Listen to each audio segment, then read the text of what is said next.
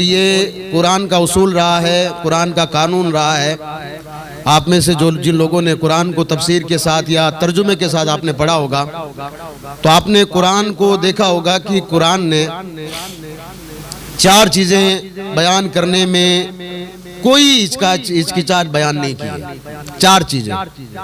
Number 1 پہ کہ اللہ تبارک و تعالی جو ہم سب کا خالق ہے، ہمارا مالک ہے، وحدہ لا شریک جس کو ہم کہتے ہیں، اس کے علاوہ عبادت کے لائق کوئی نہیں ہے۔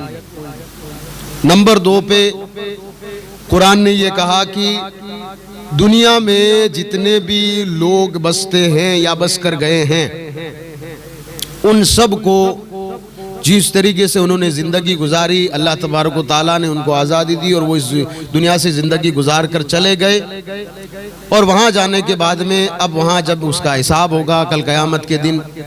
تیسرا یہ ہے کہ پہلے کے لوگوں کے ساتھ کیا ہوا۔ قرآن نے یہ بھی بیان کیا کہ جو لوگ تھے دنیا میں اور اللہ تبارک و تعالیٰ نے انہیں تھوڑا سا رزما دیا، پاور دیا، یا پھر ان لوگوں پر تھوڑی سرداری دی، اور ان لوگوں نے جب اسی کا غلط فائدہ اٹھایا تو قرآن ان کے بارے میں ذکر کرتا ہے کہ پھر کبھی کالی آندھی آئی ان پر، کبھی زمین ان پر الٹ دی گئی، اور قرآن نے ان لوگوں کا بھی ذکر کیا جن کو اللہ نے نعمت عطا کی۔ نعمت کا مطلب میں آج آپ کو آسان بھاشا میں سمجھا دیتا ہوں۔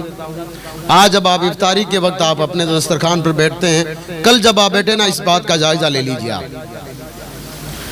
آپ جب افطاری کے دسترخوان پر بیٹھے ہیں اور وہ دسترخوان آپ کی خود کی کمائی کا ہے تو یہ بات یاد رکھیے، یہ اللہ تبارک و تعالیٰ کی سب سے بڑی نعمت ہے۔ تو آپ یوں سمجھ لیجیے اللہ کی نعمت ہے، اگر ہم اس نعمت کی ناقدری کرتے ہیں، ناشکری کرتے ہیں، تو پھر اللہ تبارک و تعالیٰ کہتا ہے کہ پھر میں اس نعمت کو زحمت بنا کر تمہارے بیچ میں اتارتا ہوں۔ یہ اسی طریقے سے یہ رات دی گئی، یہ نعمت ہے، قدر کریں گے تو یہ نعمت بنے گی، اگر قدر نہیں کریں گے تو یہ زحمت بنے گی۔ دنیاوی کسی بھی آدمی کے پاس آپ ڈاکٹر کے پاس دوائی لینے جاتے ہیں، آپ کو جو بیماری ہے وہ آپ نہیں بتاتے ہو، اور اس کو جا کر کہتے ہو کہ اگر مان لیجئے آپ کے پیٹ میں درد ہے، اور آپ اس کو جا کر کہہ رہے ہو کہ نہیں میرے سر میں درد ہے۔ اب وہ عالم الغیب تو نہیں ہے بندہ، یعنی وہ آپ کی جو ہے مطلب من کو جاننے والا تو نہیں ہے وہ آدمی جو سامنے ڈاکٹر بیٹھا ہوا ہے۔ اب وہ کیا کرے گا، جو آپ نے کہا کہ سر درد کر رہا ہے تو وہ آپ کو 1 یا 2 دن کا میڈیسن دے گا، حالانکہ درد آپ کا پیٹ کا تھا۔ تھوڑے دن کے بعد آپ واپس آ کر کے غصے میں آ کر تیش میں آ کر اسی ڈاکٹر کے پاس جاتے ہیں اور کہتے ہیں کہ ڈاکٹر صاحب کوئی فائدہ نہیں ہوا۔ وجہ کیا رہی؟ کہا کہ میرے پیٹ میں کوئی فرق نہیں پڑا۔ تو بھائی صاحب آپ کو پہلے اپنی پرابلم بتانی چاہیے تھی کہ میرے پیٹ میں درد ہے۔ اسی طریقے سے یہ راتیں ہمیں دی گئی ہے، ان راتوں میں ہمیں اپنی پرابلم کو اللہ کی بارگاہ میں رکھنا ہے۔ ہم لوگ کیا کرتے ہیں، ہم لوگ یہ سوچتے ہیں کہ اگر ہم نے نیند نہیں لی رات میں اور دنیا میں ہم جو کچھ کرتے رہے، یہ رات ہماری جاگنی ضروری ہے، یہ آپ کی غلط فہمی ہے۔ اس غلط فہمی کو نکالیے۔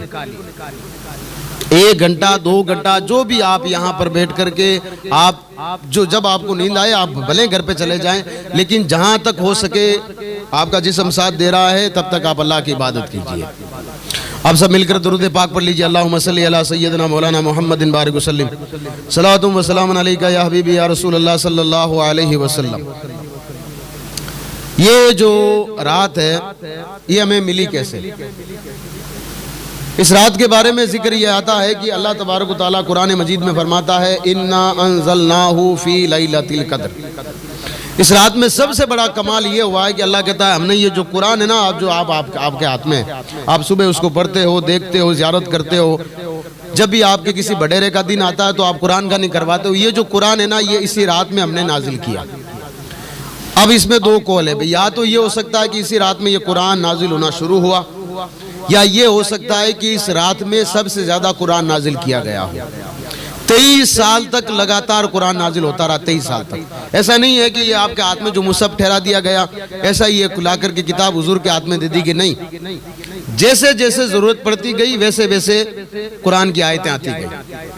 میں آپ کے سامنے ایک مثال دے کر آپ کی عرض کروں گا۔ میں مدینہ المنورہ میں ایک زمانہ ایسا تھا، مکہ المکرمہ میں، مدینہ المنورہ میں، آس پاس کے ایریا میں ایسا زمانہ تھا کہ لوگ بازار میں بیٹھا کرتے تھے چند اپنے زمانے کے پیسے لے کر کے، اور وہ پھر پیسے جو وہاں پر جو تاجر آتے تھے جن کو ویپاری کہا جاتا ہے ان کو وہ پیسے دیا کرتے تھے اور ایک مہلت دیا کرتے تھے، اور پھر اس کا بینیفٹ مانگتے تھے۔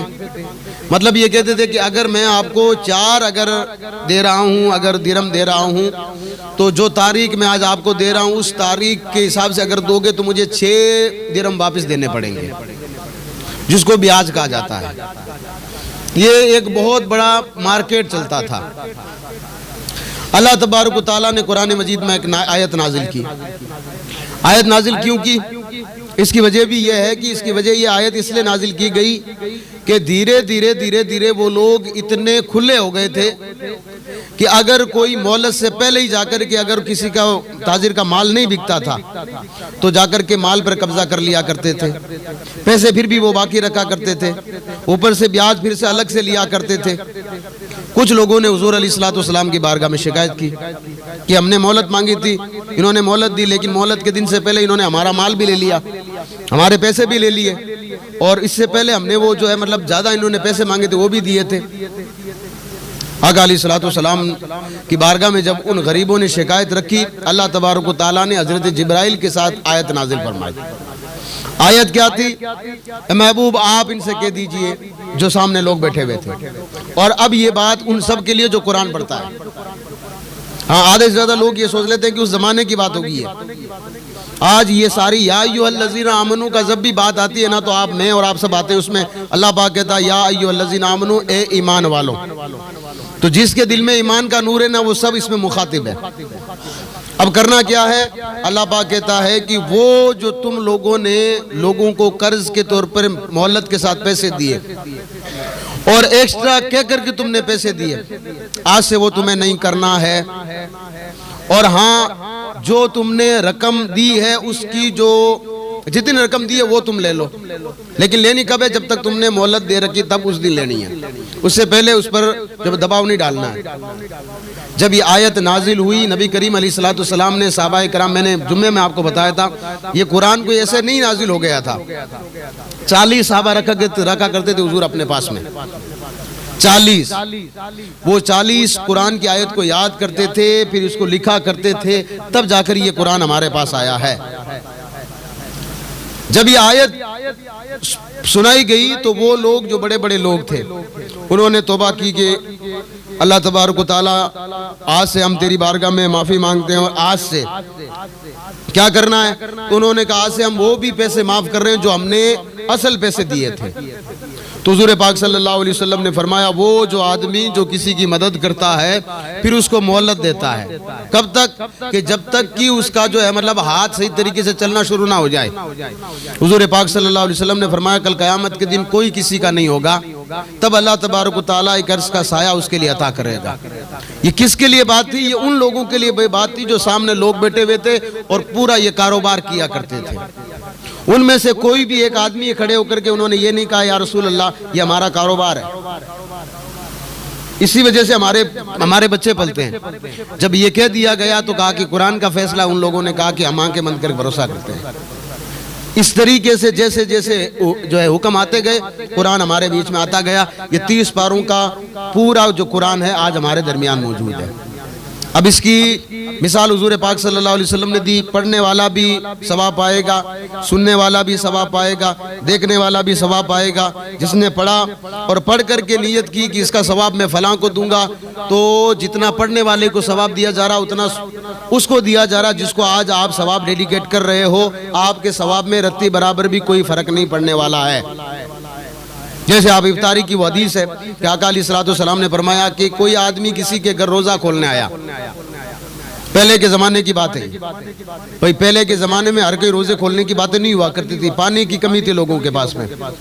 آقا علیہ السلام نے فرمایا کوئی آدمی آیا روزے دار، اور اس آدمی نے اس کو اپنے دسترخوان پر بٹھایا، ایک پانی کا گلاس اس کے سامنے رکھا اور ایک کھجور رکھی، تو اللہ تبارک و تعالیٰ بھلے وہ آدمی جو ہے بیماری کی وجہ سے یا سفر کی وجہ سے وہ روزہ نہیں رکھ پا رہا ہے، یا کوئی عورت ہے جو کہ ان مخصوص دنوں میں چل رہی ہے جن پر ان پر روزے رکھنا فرض نہیں ہے، اگر وہ عورت کسی کو روزہ کھلوائے تو وہ جو سامنے روزہ رکھ کر کے بیٹا نا، جتنا ثواب روزے رکھنے والے کو روزہ رکھنے کا مل رہا اتنا ہی ثواب افطاری کرانے والے کو ملتا ہے۔ اور آقا علیہ الصلوۃ والسلام نے آگے کیا فرمایا؟ یہ جان لو کہ جو روزہ رکھ رہا اس کے ثواب میں کوئی کمی نہیں ہوگی۔ تو یہ وہ ماہ رمضان ہے۔ اس ماہ رمضان کے 3 عشرے کیے گئے، رحمت والا گزر گیا، مغفرت والا بھی گزر گیا۔ حالانکہ اللہ کی رحمت 24 گھنٹے برستی ہے، بات یاد رکھیں۔ اگر 1 سیکنڈ کے لیے اگر اللہ کی رحمت نہ ہو تو یہ بات یاد رکھیں، ہمارا بھی چلنا پھرنا سب جو ہے مطلب وہ ایک دم کے لیے بند ہو جائے گا۔ ساری چیزیں اللہ کی رحمت پر ہی ہوتی ہے، بات یاد رکھیں۔ رہی بات مغفرت کی، یعنی کہ اللہ کی بارگاہ میں معافی مانگنا، تو آج سورج یہاں سے اگ رہا ہے، جب تک سورج ادھر سے نہیں اگتا ہے تب تک یہ جو ہے معافی کا دروازہ آپ لوگوں کے لیے کھلا ہوا ہے۔ نمبر 3، یہ جو ہے 21 سے لے کر کے اعتکاف کا اسرا بھی کہا جاتا ہے اس کو، اور خود نبی کریم علیہ الصلوۃ والسلام نے جب تک ماہ رمضان پایا ان آخری 10 دنوں میں اعتکاف کیا ہے۔ کرنے کی وجہ کیا رہی؟ پہلی تو یہ ہے کہ بھئی اعتکاف میں 2 عمرہ 2 حج کا ثواب ملتا ہے، جہنم کے بیچ میں خندق کھودی جاتی ہے، یہ ساری چیزیں تو الگ اپنی جگہ پر ہے۔ یہ اس لیے کہ اللہ تبارک و تعالیٰ نے ان راتوں میں 5 راتیں کی ہے، 21ویں 23ویں 27 25ویں 27ویں اور 29ویں۔ جب اعتکاف میں بندہ بیٹھتا ہے نا تو رات میں جب وہ کھڑے ہو کر کے اللہ کی بارگاہ میں عبادت کرتا ہے، حضور پر درود پڑھتا ہے، جو ہے مطلب وہ نماز پڑھتا ہے، کیونکہ اس کا کام تو روزانہ کا ہو گیا، تو اس کو وہ رات مل جاتی ہے۔ اس لیے حضور پاک صلی اللہ علیہ وسلم خود اعتکاف میں بیٹھ کر کے اس رات کا انتظار کیا کرتے تھے۔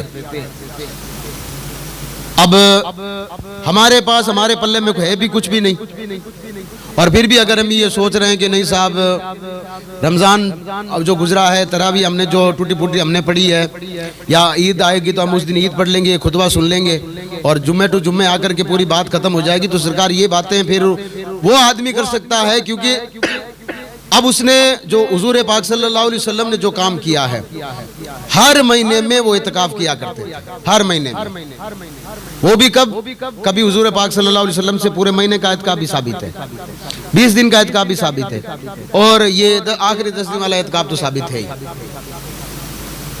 اس لیے اس کو فرض کفایہ دیا گیا تاکہ کم سے کم آپ لوگ سب کام والے ہو۔ اگر بستی میں مسجد جتنی مسجد ہیں ان مسجد میں اگر اسی بستی کا کوئی ایک بندہ بیٹھ گیا، آپ سب ذمہ دار ہیں، لیکن یہ بات یاد رکھیں ذمہ داری الگ ہے، ثواب الگ ہے۔ ذمہ داری پار کرنا الگ ہوتا ہے، ثواب الگ ہوتا ہے، یہ بات یاد رکھیں۔ تو یہ جو راتیں ہمیں ملی ہے، ان راتوں کی ہمیں قدر کرنی چاہیے، اور ان راتوں میں پوری یقین کے ساتھ اس پیشانی کو اللہ کی بارگاہ میں رکھیں۔ یہ راتیں اس لیے نہیں دی جاتی ہے کہ ہم لوگ بیٹھ کر کے باتیں کریں یا ایک دوسرے سے ملاقات کریں، نہیں، جہاں تک ہو سکے یہ راتیں ہمیں دی اس لیے گئی ہے تاکہ ہم اس جو ہے مطلب جگہ کھڑے ہو کر کے اس زمین کو گواہ بنائیں، اس رات کو گواہ بنائیں، نکلنے والے چاند کو گواہ بنائیں، نکلنے والے ستاروں کو گواہ بنائیں، اور ہر بیتتی ہوئی گھڑی کے سوئے کی ٹک ٹک کو ہم گواہ بنائیں کہ آج کی رات ہم نے جاگا ہے، کل قیامت کے تم اس بات کے گواہ رہنا۔ اس لیے یہ راتیں ہمیں دی گئی ہے، ورنہ تو 4 دن کا رمضان ہو رہا ہے، 4 دن کے بعد 1 سال انتظار کرنا پڑے گا، اور ہو سکتا ہے ماہ رمضان تو چلو مان لو اگلی سال آ ہی جائے گا، رمضان نہیں جا رہا ہے، یہ بات یاد رکھیں، ماہ رمضان تو پھر بھی آ جائے گا، لیکن ہماری گارنٹی کون لے رہا ہے یہ بتائیے مجھے؟ کوئی نہیں لے رہا ہماری گارنٹی، جبکہ قرآن نے بھی یہی کہا ہے، ہم نے روزی کی گارنٹی ہم نے لی ہے۔ کوئی بھی دنیا میں ایسا پرندہ نہیں ہے کہ جس کی چونچ صبح وہ اٹھتا ہے تو وہ بھوکا ہوتا ہے اور شام کو اس کی چونچ خالی ہو، یہ اللہ کا قرآن کہتا ہے، لیکن کسی کو یہ پتہ نہیں ہے کہ میری موت کب آئے گی، یہ آپ پر چھوڑا گیا ہے۔ اور اگر مان بھی لیجئے، اگر کوئی زیادہ ہی اعتراض کر لے، مان لیجئے کہ بھئی روزی کا جب کر دیا گیا اتنا ہی ہمارا رب مہربان ہے، تو موت کی بھی اس کو سوچنا دے دینی چاہیے۔ میں آپ کو گارنٹی کے ساتھ کہہ رہا ہوں، آپ کسی بھی ہاسپٹل میں جائیے اور ایک ڈاکٹر آپ کو کہتے کہ آپ 10 دن کے مہمان ہیں، تو 10 دن تک آپ کو کچھ نہیں سوچے گا سرکار، اس لیے یہ چیزیں پوشیدہ رکھی گئی۔ تو حالانکہ یہ تو بات یقین آپ سب کو معلوم ہے، کل نفس ذائقۃ الموت، یہ تو سب کو معلوم ہے، جو آیا ہے اس کو جانا ہے، اور دنیا میں ایسی کوئی چیز بنی نہیں ہے جو شروع سے تھی اب تک ہے اور اب باقی رہے گی۔ ایک دن ایسا وقت آئے گا کہ ساری چیزوں کو اللہ تبارک و تعالیٰ کا قرآن کہتا ہے کہ ہم اس زمین کو، اس آسمان کو جو ہے مطلب وہ ہوا میں جو ہے مطلب وہ دھوئیں کی طرح بنا کر کے جب ہم کو اڑائیں گے تو لوگ کہیں گے یہ کیا ہو رہا ہے، تب اس دن لوگوں کو پتہ چلے گا کہ ہاں، کہ جس کا قرآن نے وعدہ کیا تھا وعدہ قریب آ گیا ہے۔ اور میں آپ کو کئی مرتبہ کہہ چکا ہوں، جتنی چھوٹی نشانیاں نا وہ سب ظاہر ہو چکی قیامت کی، بڑی قریب ہے، اس لیے یہ راتیں اللہ تبارک و تعالیٰ نے دی ہے اور توفیق اللہ نے دے دی ہے۔ یہ بات یاد رکھیے، اگر میں یہاں بیٹھا ہوں اور آپ یہاں سب ہیں تو یہ اللہ کی توفیق ہے، ورنہ آپ جیسے کتنے سارے لوگ ہوں گے ہماری طرح کلمہ وہ بھی پڑھتے ہوں گے، ہماری طرح وہ بھی روزانہ تراویح کی نماز پڑھتے ہوں گے، لیکن وہ یہ سوچ کر کے کہ نہیں ابھی 29ویں رات پڑی ہے، ہم اس میں لیلۃ القدر کو مان لیں۔ تیرے ماننے سے نہ تو لیلۃ القدر کل تھی نہ میرے ماننے سے ہوگی۔ لیلۃ القدر کی جو ڈیفینیشن ہے جو کتابوں میں بتائی گئی ہے ہم اس کے حساب سے چلنا پڑے گا، یہ بات یاد رکھیں۔ درود پاک پڑھیے، اللہم صلی علی سیدنا مولانا محمد بارک وسلم صلاۃ و سلام علیک یا رسول اللہ۔ اچھا، یہ رات ملی کیسے ہمیں؟ آقا علیہ الصلوۃ والسلام، تمام لوگ صحابہ کرام بیٹھے ہوئے ہیں اور آقا علیہ الصلوۃ والسلام ایک آدمی کا ذکر کر رہے ہیں۔ حضور کہہ رہے صحابہ جانتے ہو ایک شخص تھا بنی اسرائیل میں، یہ بنی اسرائیل ایسی قوم تھی، میں کئی مرتبہ آپ کی بارگاہ میں کہہ چکا ہوں، آپ کے تو جب سے مدرسہ بنا ہے کتنے مولانا صاحب آئے ہوں گے اور کتنے آئیں گے اور کتنے جائیں گے، مدرسے کو کبھی فرق نہیں پڑے گا، بات یاد رکھیں۔ بنی اسرائیل، اس میں اللہ تبارک و تعالیٰ نے 70 سے زیادہ نبی بھیجے، انہوں نے ہر کسی نے کچھ نہ کچھ بہانہ بنا کر ان کا انکار کیا، جیسے جیسے انکار کرتے گئے ویسے ویسے ان پر عذاب آتا گیا۔ اسی بنی اسرائیل میں کچھ لوگ تھے جو اللہ تبارک و تعالیٰ کے مقرر بندے تھے، ان میں سے ایک بندہ تھا کہ وہ رات میں اللہ تبارک و تعالیٰ کی جاگ کر عبادت کرتا تھا، دن میں وہ روزے رکھتا تھا، اور اگر اس کو کوئی کہہ دیتا کہ مجھ پر ظلم ہو رہا یا فلاں آدمی مجھے ستا رہا تو وہ جا کر اسے اس کا حق دلواتا تھا۔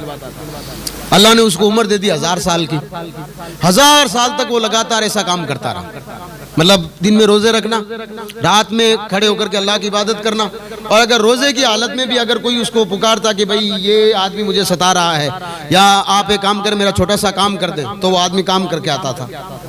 اب صحابہ کرام سامنے بیٹھے ہوئے، میں پچھلی بار بھی میں نے آپ کو کہا تھا، ایک بار پھر سے کہہ رہا ہوں یہ بات، وہ لوگ اس لیے پوچھا کرتے تھے ان کو عمل کرنا تھا، ہماری طرح نہیں ہے کہ اگر ایک مسئلہ پوچھیں گے اگر ہمارے فیور میں آئے گا تبھی ہم اس پر عمل کریں گے، جب تک ہمارے فیور میں نہیں آئے گا تب ہم عمل نہیں کریں گے۔ قرآن مجید کی تفسیر یہ کہتی ہے کہ جب حضور نے یہ بات کہی تو ایک صحابی کھڑے ہوئے، انہوں نے کہا یا رسول اللہ ہماری عمر تو پھر 40 سال، کسی کی 60 سال، کسی کی 100 سال، سب سے زیادہ اگر صحابیوں میں کسی کی عمر لمبی ہوئی ہے ان صحابی کا نام ہے حضرت سلمان فارسی، 250 سال کی عمر پائی آپ نے، 250 سال کی عمر، یہ فارس کے جس کو آج ایران بولا جاتا ہے اسی کے یہ حضرت سلمان فارسی تھے رضی اللہ تعالیٰ عنہ۔ انہوں نے کہا تھا یا رسول اللہ میرے لیے وہاں دعا کر دیں کہ اللہ تبارک تعالیٰ وہاں پر جو ہے مطلب وہ دین کا بول بالا کرے۔ حضور پاک صلی اللہ علیہ وسلم نے فرمایا دین کا بول بالا حضرت عمر کریں گے وہاں پر، حضرت عمر کے دور میں ہی یہاں پر جو اس کو فتح کیا گیا تھا۔ تو اب وہ صحابی رسول کھڑے ہوئے یا رسول اللہ ہماری عمر تو چھوٹی چھوٹی ہے، اور ایک وہ آدمی جو کہ 1000 سال ایک تو وہ جو ہے مطلب زندہ رہا، دن میں رات میں وہ کھڑے ہو کر کے عبادت کرتا رہا، ہمارے چھوٹے چھوٹے بچے بھی ہیں، دن میں ہمیں کام بھی کرنا پڑتا ہے جیسا کہ آپ سب یہاں پر ہے، آپ کو کل کام بھی کرنا پڑے گا۔ دوسرے دن اگر آپ نے روزہ رکھ لیا تو روزے کی حالت میں 3-4 گھنٹے آپ کام کر لو گے، اس کے بعد میں آپ زیادہ کام نہیں کر پاؤ گے۔ وہ صحابی جب سوال پوچھا کرتے تھے نا تو ان کی نظروں میں ہم لوگ تھے، یہ بات یاد رکھیں، وہ لوگ ہمارے بارے میں سوچا کرتے تھے۔ انہوں نے کہا یا رسول اللہ پھر وہ تو 1000 سال ہم سے زیادہ ہو گئے۔ آقا علیہ الصلوۃ والسلام ابھی بیٹھے ہوئے تھے کہ حضرت جبرائیل یہ آیت لے کر آئے، انا انزلناہ فی لیلۃ القدر۔ محبوب گھبرانے کی ضرورت نہیں، یہ جو تمہارے سامنے جو بیٹھے ہوئے نا یہ لوگ، ان کی بات ہی الگ ہے، یہ وہ صحابہ ہیں لوگ قیامت تک ہے نا، لوگ اپنے باپ دادے کو بھول جائیں گے، ان کا ذکر کرنا نہیں بھولیں گے۔ بھئی سیدنا ابو بکر صدیق کا دن آتا تو آپ کیا کرتے ہو؟ محفل آپ کرتے ہو. حضرت عمر کا دن آتا ہے تو آپ کا دل خوش ہوتا ہے. حضرت عثمان غنی کی شہادت کا دن آتا ہے تو آپ کا دل خوش ہوتا ہے. حضرت مولا علی رضی اللہ تعالیٰ عنہ کی اگر ولادت کا دن آئے یا پھر جو کہ شوال میں آتا ہے, اگر شہادت کا دن آئے جو کہ 21 رمضان کو تھا, تبھی آپ جو ہے مطلب مچل کر کہتے ہیں کہ اے اللہ جو میرے سامنے رکھا ہوا اس کا ثواب میں حضرت مولا علی رضی اللہ تعالیٰ عنہ کی بارگاہ میں خراج عقیدت پیش کر رہا ہوں. یہ کیا ہے؟ یہ ان سے محبت ہے. اس محبت کا دعویٰ جو ہے وعدہ قرآن مجید میں لیا. کیا کہا؟ فَاذْكُرُونِي أَذْكُرُكُمْ وَاشْكُرُوا لِي وَلَا تَكْفُرُونِ. بس تم جب تک دنیا میں ہو میرا ذکر کرتے رہو. تم مر بھی جاؤ گے, زمین کے نیچے بھی چلے جاؤ گے, لوگوں کی زبانوں پر اللہ تبارک و تعالیٰ کہتا ہے میں تمہارا نام باقی رکھوں گا. غریب نواز کہاں سے آئے تھے؟ کہاں سے آئے تھے غریب نواز؟ چلتے چلتے پاؤں میں چھالے پڑ گئے. آئے, لوگوں نے پانی بند کیا, کھانا بند کیا, ستایا, کچھ نہیں بولے, کچھ نہیں بولے. اب بولنا کیا تھا بھئی؟ زبان کس کی تھی؟ اللہ تبارک و تعالیٰ کی تھی. اگر بول دیتے تو اگلے کا بیڑا غرق تھا پھر, اور ایک دو نے جب لیا تو بیڑا غرق ہوا ان کا. وہ غریب نواز جب یہاں آئے اللہ تبارک و تعالیٰ کے بارے میں لوگوں کو بتاتے رہے. ایک آیا, دو آئے, تین آئے, چار آئے, پانچ آئے. پھر وہ وقت آیا کہ جب 90 لاکھ غریب نواز کے پیچھے لوگ نماز پڑھنے والے تھے, اور ان میں غریب نواز رحمۃ اللہ تعالیٰ علیہ کے جو خلیفہ تھے, یعنی کہ جن کو غریب نواز نے کہا کہ آپ دلی چلے جائیں, جن کو خواجہ قطب الدین بختیار کاکی کہتے ہیں. مہر شریف میں درگاہ ہے. حضرت سیدی سرکار صوفی حمید الدین ناگوری رحمۃ اللہ تعالیٰ علیہ, ناگور شریف میں درگاہ ہے. حضرت خواجہ قطب الدین بختیار کاکی دلی میں درگاہ ہے مہر شریف میں. یہ لوگ بھی غریب نواز کے پیچھے نماز پڑھتے تھے. لیکن اللہ تبارک و تعالیٰ کو جب قدرت دکھانی ہوتی ہے نا تو قدرت کیسے دکھاتا ہے؟ خلیفے ایسے نہیں چنے جاتے. اللہ تبارک جب غریب نواز آگے امام بن کر کے نماز پڑھاتے تھے, اور یہ اپنے ایک طرف حل کو چھوڑ کر کے, بیل کو ایک طرف باندھ کر کے, اپنی اہلیہ کو یہ کہتے تھے کہ میں نماز پڑھ کے آتا ہوں. آپ موٹر سائیکل پہ ابھی تھوڑی دیر پہلے گھر سے بیٹھے ہوں گے تو آپ نے اپنی اہلیہ سے یہی کہا ہوگا میں نماز پڑھ کے آ رہا ہوں. ان کو کیا لگا کہاں جا رہے ہیں؟ مسجد جا رہے ہیں. ان کو یہ لگا تھا نا. غریب نواز رحمۃ اللہ تعالیٰ علیہ کی یہ شاگرد, یہ مرید, یہ خلیفہ, یہ ناگور شریف کی سرزمین سے جب کہتے تھے کہ میں نماز پڑھ کے جا رہا ہوں تو دائی ماں بھی جانتی تھی, جن کا نام حضرت ماں خدیجہ, پورا ناگور جن کو جو ہے مائی خدیجہ کہا کرتا تھا, وہ بھی جانتی تھی یہ نماز پڑھنے جاتے کہاں پر ہے. نماز پڑھنے کے لیے وہ ناگور سے سیدھا اجمیر شریف جایا کرتے تھے, اور وہ بھی ایک نماز نہیں, ہر نماز وہاں پڑھا کرتے تھے. پہلی بات تو یہ کہ ان کی یہ محبت تھی, اور جب بندہ کسی سے محبت کرتا ہے نا تو اللہ تبارک و تعالیٰ اس کی منزل اس کو عطا کرتا ہے. یہ بات یاد رکھے. اب وہ وہاں پر جب نماز پڑھنے جاتے تھے تو اب ایک دن ایسا ہوا کہ ہر کوئی شخص یہ سمجھتا تھا کہ جب نماز پڑھتے تھے تو عرش اعظم, یہ عرش اعظم کیا ہے میں آپ کی بارگاہ میں تھوڑا سا جو ہے میں ڈیٹیل میں بتا دیتا ہوں. جب کل آپ قیامت کے دن سارے لوگ جب جاؤ گے آپ اور آپ کا حساب ہوگا, جہاں کرسی لگے گی نا اللہ تبارک و تعالیٰ کی, اس کو عرش اعظم کہا جاتا ہے. ادھر غریب نواز اجمیر شریف کی سرزمین پر نماز پڑھتے تھے. درگاہ کے سامنے آپ نے ایک نیم کا درخت دیکھا ہوگا, نیم کے درخت کے سامنے یہ نماز ہوتی تھی. تاریخ کی کتابوں میں لکھا ہوا ہے. اس کے بعد میں یہ درگاہ کے پیچھے شاہجہانی مسجد, اس میں نماز ہوتی تھی. اب غریب نواز ادھر نماز اللہ اکبر کہتے تھے, ادھر سے اعظم نظر آتا تھا. جتنے سارے نمازی تھے وہ ہر ایک اپنے دل میں یہی سوچتا تھا میں ہوں. تب آتا ہے, میں نے پہلے آپ سے کیا کہا تھا, یہ مدرسہ جب سے بنا کتنے مولانا صاحب آئے, کتنے گئے, مدرسے پر کوئی فرق نہیں پڑا نا, کوئی فرق نہیں پڑا, اور نہیں انشاءاللہ پڑے گا, نہیں پڑے گا. یہ بات یاد رکھیں بھئی, یہ اللہ تبارک و تعالیٰ کا گھر ہے, یہ بات یاد رکھیں. اسی طریقے سے باقی جتنے بھی دارالعلوم وغیرہ چلتے ہیں, اگر ہم یہ سوچ رہے ہیں کہ ہم چلا لیں, سرکار ہماری کوئی اوقات نہیں ہے. ہم جو کر رہے ہیں نا یہ اللہ تبارک و تعالیٰ کی توفیق ہے. اللہ تبارک و تعالیٰ نے ہمیں دیا ہے, اس ہاتھ والا بنایا, اس ہاتھ والا نہیں بنایا, اور کچھ نہیں. اس کا شکر ادا کریں. اب جتنا دیا ہے نا آپ نے دے دیا, اللہ کی بارگاہ میں دعا کریں اللہ اس کو قبول فرما. تو حضرت یہ جب سارے لوگ روزانہ کہتے تھے, ایک دن کہتے ہیں کہ اللہ تبارک و تعالیٰ کی مرضی, اللہ تبارک و تعالیٰ کا یہ جو بندہ نا حل چلاتے تھوڑا سا لیٹ ہو گیا, اور ادھر یہ لیٹ ہوئے, ادھر غریب نواز نے سلام پھیر لی. اب ادھر سلام پھیری تو آج بڑی بے چینی کے ساتھ سارے لوگوں نے کہا آج ایسا کیسے ہوا بھئی, جو چیز روزانہ نظر آتی تھی آج وہ چیز نظر آئی نہیں ہے, کیا وجہ ہو سکتی ہے. غریب نواز نے پیچھے مڑ کر دیکھا تو خواجہ قطب الدین بختیار کاکی جیسا جلیل القدر اللہ کا ولی بیٹھا ہوا ہے, اور یہ اللہ کا وہ ولی ہے جب ان پر کوئی الزام لگاتا ہے تو اللہ تبارک و تعالیٰ ماں کے پیٹ سے بچے کو شہادت دلاتا، وہ حضرت خواجہ قطب الدین بختیار کاکی، وہ بھی سامنے بیٹھے ہوئے غریب نواز نے حضرت خواجہ قطب الدین بختیار کاکی کو آنکھوں ہی آنکھوں میں دیکھ کر کے غالباً یہی پوچھا ہوگا کہ وہ جو روزانہ میں دیکھتا ہوں وہ تجھے نظر آیا کہ نہیں آیا؟ انہوں نے بھی اشارہ کیا کہ آج تو نظر نہیں آیا۔ تو پیچھے چاروں طرف دیکھ کر کہا کہ اچھا آج میرا پھر وہ جس کو میں صوفی کہتا ہوں وہ آج آیا نہیں۔ جب حضرت صوفی سرکار رحمت اللہ تعالیٰ علیہ کی داڑھی سے ابھی پانی ٹپک رہا ہے، دوڑتے دوڑتے جب آئے تو کہا کہ سرکار نماز ہو گئی ہے؟ غریب نواز رحمت اللہ تعالیٰ نے بڑا خوبصورت جواب دیا تھا، نماز تو ہو گئی ہے لیکن جو ہونی چاہیے تھی ویسی ہوئی نہیں آج، جیسی نماز ہونی چاہیے تھی۔ تو کہا ہوا کیا سرکار؟ کہا کچھ نماز پڑھتے کچھ نظر آتا ہے؟ کہا نظر تو آتا ہے۔ کہا کس کی وجہ سے آتا ہے؟ کہا میں تو یہ سوچتا ہوں کہ آپ کی وجہ سے آتا ہوگا، کیونکہ آپ سے بڑا تو ہم تو کسی کو مانتے ہی نہیں ہیں۔ وہ تھے بڑے لوگ، امام حسن رضی اللہ تعالیٰ نے 100 حج کیے ہیں پیدل، 100 حج، کبھی اپنے زندگی میں کبھی انہوں نے یہ نہیں کہا کہ میں نے حج کیا ہے۔ حضور پاک صلی اللہ علیہ وسلم کے کتنے سارے صحابہ تھے جو کہ تقریباً ہر ہفتے عمرہ کیا کرتے تھے، کبھی لوگوں کے سامنے اس بات کا ظاہر نہیں کرتے تھے کہ میں عمرہ کر کے آیا ہوں، نہیں صاحب، کیونکہ ان لوگوں کو کیا چاہیے تھا؟ وہ لوگ کس کے لیے کام کرتے تھے؟ اللہ تبارک و تعالیٰ کی رضا کے لیے۔ جب اللہ کی رضا کے لیے کام کیا جاتا ہے تو پھر آج آپ کے دلوں میں ان کی محبت زندہ ہے، ورنہ میں یہاں بیٹھ کر کے میں اپنے دادے کا ذکر کیوں نہیں، پردادے کا ذکر کیوں نہیں کر رہا ہوں، ان کا ذکر کیوں کر رہا ہوں؟ وہ میرے کیا لگتے ہیں؟ وہ میرے لگتے نہیں ہیں، بلکہ ہم ان کے غلام ہیں، ان کی بدولت اللہ تبارک و تعالیٰ کا دین ہمیں ملا ہے۔ تو آج یہ جو رات ہے تو وہ ایک صحابی کھڑے ہوئے، یا رسول اللہ ان کی تو 1000 سال کی عمر تھی، ہم تو پھر 40 سال، پھر کبھی کبھی آپ تو کہہ دیتے ہو کہ بھلا سے جنگ لڑنی، پھر ہمیں وہاں بھی جانا پڑتا ہے، اور اگر کسی کا تیر آ کر لگا تو پھر ہو گئے شہید، پھر تو ہماری تو کوئی عمریں بھی نہیں ہے۔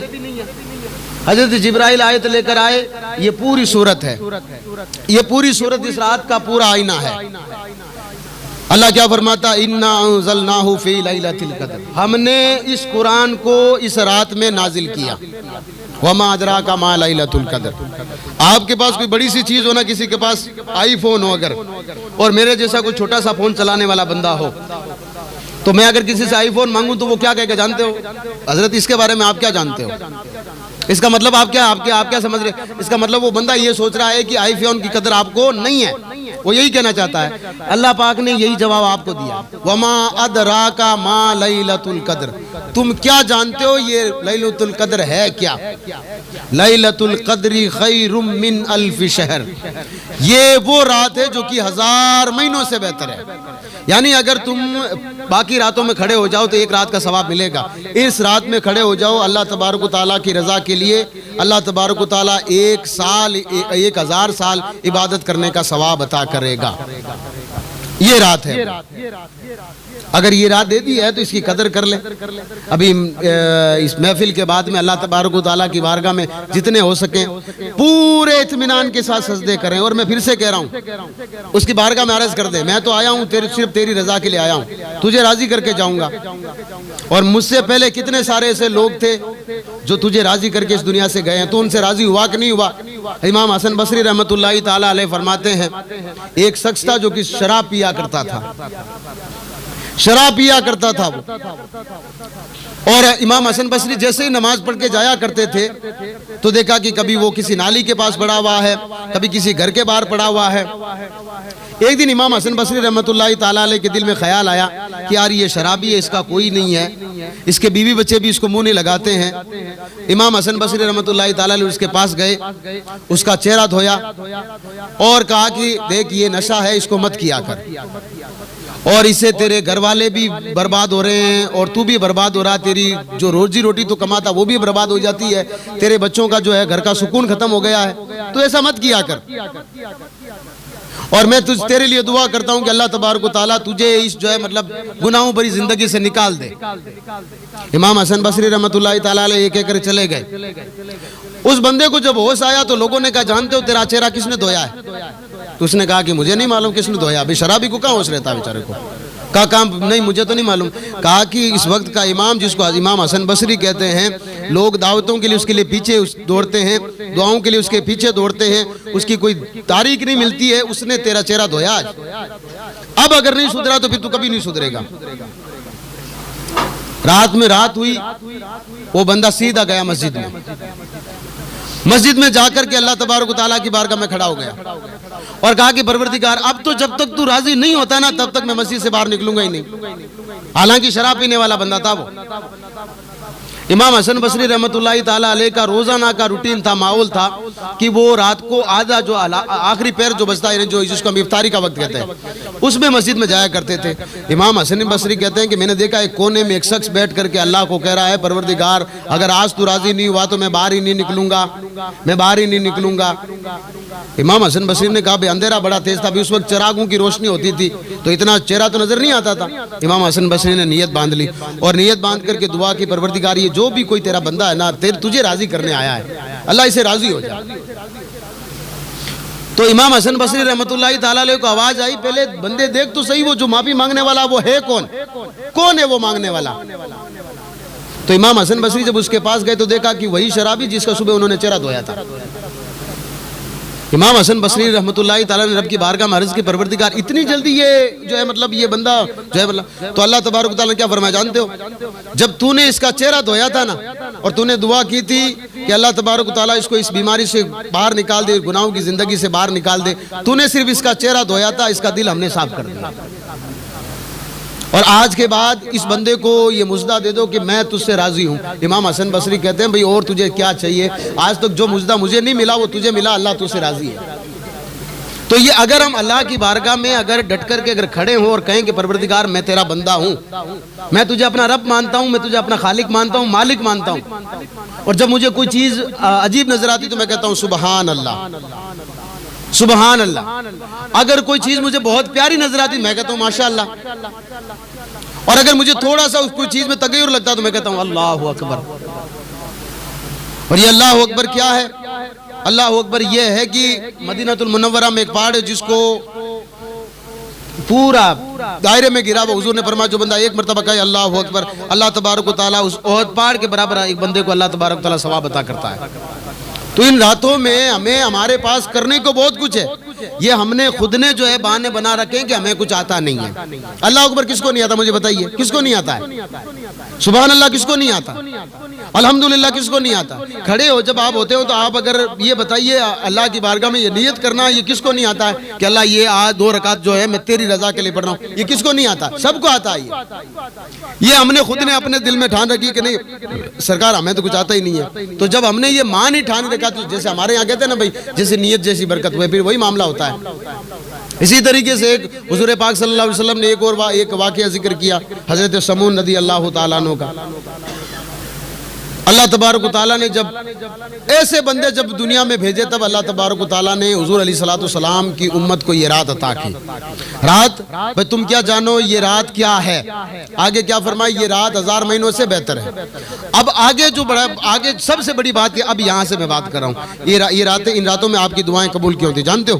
ان راتوں میں جب آپ کہتے ہو اے اللہ میرے گناہ معاف کر, تو یہاں تو روزانہ تو میں جمعے میں یا تراویح کی نماز کے بعد دعا کرتا ہوں آمین, آپ سب کہتے ہو. آمین کا مطلب ہوتا ہے اللہ قبول کر, آمین کا مطلب یہ ہوتا ہے اللہ قبول کر. اسی طریقے سے آپ جب کہتے ہیں نا بھئی ایک مقتدی کہتا ہے امام کہتا ہے سمیع اللہ لمن حمیدہ, اس کا مطلب کیا ہوا؟ اس کا مطلب ہوا ہے کہ وہ جس نے اللہ کو پکارا اللہ نے اس کی سن لی. تو آپ کیا کہتے ہو ربنا ولک الحمد. بے شک میرا بھی یہی گمان ہے کہ جس نے اللہ کو پکارا اللہ نے اس کی سن لی ہے. یہ جواب دیتے ہیں آپ.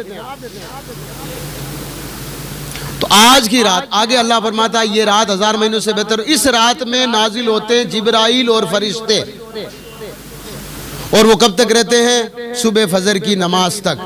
اور وہ کیا کرتے ہیں؟ وہ تمام کے لیے دعا کرتے ہیں. جو بھی کوئی دعا کرتا ہے وہ آپ کی دعاؤں پر آمین کہتے ہیں. جب وہ آپ کی دعاؤں پر آمین کہتے ہیں نا تو ہمیں اپنی دعاؤں پر بھروسہ نہیں ہے, حضرت جبرائیل کی آمین پر ہمیں بھروسہ ہے. ہمیں اپنی دعاؤں پر بھروسہ نہیں ہے, لیکن وہ جو فرشتے جو اللہ تبارک و تعالیٰ وہ جب آمین کے ہم ان پر بھروسہ ہے. اس لیے آپ یہاں جب ہے نا تو اکیلے اپنے آپ کو اکیلے شمار نہ کریں. یہ اللہ تبارک و تعالیٰ کے آج جو فرشتے پوری زمین پر صبح جائیں گے یہ دفتر لے کر اللہ کی بارگاہ میں, تو اللہ تبارک و تعالیٰ پوچھے گا ان کو بتاؤ میرے بندوں کو کس حال میں پایا, کس حال میں پایا میرے بندوں کو. تو حالانکہ اللہ تبارک و تعالیٰ روزانہ ہر چیز کو جاننے والا ہے وہ، لیکن وہ کیوں فرشتوں سے پوچھتا ہے؟ اس لیے کہ یہی وہ فرشتے جب آپ کے باپ حضرت آدم کو اللہ نے پیدا کیا تھا نا، تب انہوں نے کہا تھا اللہ اس کو زمین پر نہ بھیج۔ اب انہی کو فرشتوں کو اللہ گواہ بنا کر کہہ رہا ہے کہ تمہیں نے تو کہا تھا اس کو نہیں بھیجنا۔ یہ دیکھو، جب ہم نے ان کو راتیں دی ہے، ان راتوں میں جب ان کو پتہ لگا کہ آج اللہ کی رحمت جو برس رہی ہے، اللہ اپنی جو ہے مطلب وہ اللہ کا نور برس رہا ہے، تو یہ سارے لوگ آئے یہ جان کر کہ میں بڑا کریم رب ہوں۔ فرشتوں تم اس بات کر گواہ رہنا، جو لوگ آج جس کو تم عبادت کر کے چھوڑ کے آئے ہو، میں نے ان تمام کو بخش دیا، تم اس بات کے گواہ رہنا۔ وہ سارے فرشتے آج آپ کے بیچ میں سے آئیں گے۔ اب کئی جن لوگ کہتے ہیں کہ حضرت فرشتے دکھتے کیوں نہیں ہیں؟ تو آپ کی بارگاہ میں عرض کر دوں، یہ بنی اسرائیل کی کبھی قوم نے کہا تھا، کیا کہا تھا؟ جب حضرت زکریا علیہ السلام یا حضرت یحییٰ علیہ السلام، دونوں میں سے ایک اللہ کے نبی ہیں، انہوں نے جا کر کہا کہ بھئی دیکھو یہ اللہ کے فرشتے ہیں اور یہ عذاب کا مژدہ سنانے آئے ہیں۔ انہوں نے کہا دکھاؤ پھر فرشتے، دکھا دو ہمیں آج فرشتے۔ تو اللہ کا قرآن کیا کہتا جانتے ہو؟ اگر ہم ان کو فرشتے دکھا دیتے تو پھر وہ نہ سانس لیتے، نہ ان کی سانس آتی، نہ ان کی سانس جاتی، کیونکہ فرشتے اس وقت آتے ہیں یا تو جب آپ کی موت آتی ہے، تب موت جب بندے کی موت قریب ہوتی ہے نا تو بولنا بند کر دیتا ہے۔ تو اس کا مطلب یہ ہے کہ حضور پاک صلی اللہ علیہ وآلہ وسلم سے یہ ثابت ہے کہ آقا علیہ السلام کا جب آخری وقت آیا، وہ اللہ کے نبی صلی اللہ علیہ وسلم جن کو دونوں جہان کی اللہ تبارک و تعالیٰ نے غیب کے خزانے عطا کیے، وہ جو کہتے وہ چیز ہو جاتی ہے۔ انہوں نے حضور پاک صلی اللہ علیہ وسلم نے اما عائشہ صدیقہ رضی اللہ تعالیٰ عنہ کی گود میں آرام فرما رہے اور کہہ رہے ہیں کہ میں ایک ایسی مخلوق کو دیکھ رہا ہوں جو بڑی نورانی چہرے والی مخلوق ہے۔ اے اللہ تبارک و تعالیٰ میرے ہر ایک امتی کے پاس اسی مخلوق کو بھیجنا۔ لیکن بس لارلی بات ہے کہ یہ جو ہے نا یہ امت جب کام ایسے کرے گی تب جا کر اللہ تبارک و تعالیٰ کے نورانی فرشتے آئیں گے ہمارے پاس میں۔ دو طریقے فرشتے آئیں گے آپ کے پاس، یا تو پھر وہ عذاب والے یا پھر رحمت والے۔ کام ایسا کریں کہ رحمت والے فرشتے آئیں۔ تو یہ ان راتوں میں اللہ تبارک و تعالیٰ نے ہمیں یہ رات دیتی ہے، تو ان راتوں میں ہمیں خوب عبادت کرنی ہے اور یہ کبھی گمان نہیں کرنا ہے کہ آج کی رات ہے بس، اب کال سے نہ تو تراویح ہے، اب بس عید کے دن ہم واپس سب السلام علیکم سب ملیں گے، یہ نہیں کرنا ہے۔ بھائی 21ویں رات بھی آپ کو دی گئی تھی، 23ویں رات کو بھی دی گئی تھی، 25ویں رات بھی، 27ویں رات بھی دی گئی تھی آپ کو۔ تو یہ جو 27ویں رات آتی ہے نا، یہ رات آتی اس لیے ہے تاکہ آنے والی اگر آپ کی نمازیں چھوٹی ہے نا، کم سے کم اس رات میں فضیلت سن کر کے عید تک آپ نماز پڑھیں۔ ہمارے یہاں الٹا ہے کہ 27ویں ہو گئی، اب 27ویں کا آپ کر لیا، اب 2-3 دن گھر پہ ریسٹ کریں گے۔ زندگی پر ہم نے ریسٹ کی اور کیا ہے۔ عید آئے گی اور عید کے دن بھی وہ 2 رکعت نماز، وہ بھی ہم امام پر ہیں۔ حالانکہ میں یہ نہیں کہہ رہا ہوں کہ آپ کو ثواب نہیں ملے گا، وہاں پہ بھی آپ کو صرف اللہ اکبر ہی کرنا ہے، اور زیادہ آپ کو وہاں پڑھنا بھی نہیں آتا، یا تو ہر نماز میں آپ کو پڑھنا پڑے گا۔ وہاں پر بھی آپ کو پوری نیت، ایک نہیں تو 2 مرتبہ، 2 نہیں تو 3 مرتبہ نیت آپ کو بتانی پڑے گی۔ تو پھر ہم لوگ جو ہے مطلب ان راتوں میں ہمیں جو ہے مطلب پوری کھل کر کے آزادی دی جاتی ہے، یہاں قرآن مجید تلاوت کریں، یہاں کھڑے ہو کر کے اللہ سے جو مانگنا ہے وہ مانگیں اور کہیں پروردگار میں تیرا بندہ بن کر آیا ہوں، آگے بھی توفیق عطا فرما۔ جب ایسی رات آئے تو اللہ تبارک تعالیٰ مجھے اس کی قدر کرنے کی توفیق عطا فرما۔ حضرت بھائی یزید بستامی رحمۃ اللہ تعالیٰ علیہ، یہ تقریباً میرے حساب سے آج سے تقریباً 1300 سال کے پہلے کے بزرگ ہیں، حضرت بھائی یزید بستامی رحمۃ اللہ تعالیٰ علیہ۔ حضرت بھائی یزید بستامی رحمۃ اللہ تعالیٰ علیہ کے پاس ایک شخص آیا اور کہا کہ سرکار آپ ہمیں بتائیں یہ زہد کیا ہے۔ زہد کا آپ کو ترجمہ بتا دیتا ہوں، مطلب ایک یہ ڈگری ہے جو اللہ تبارک و تعالیٰ کے نیک بندوں کو ملتی ہے۔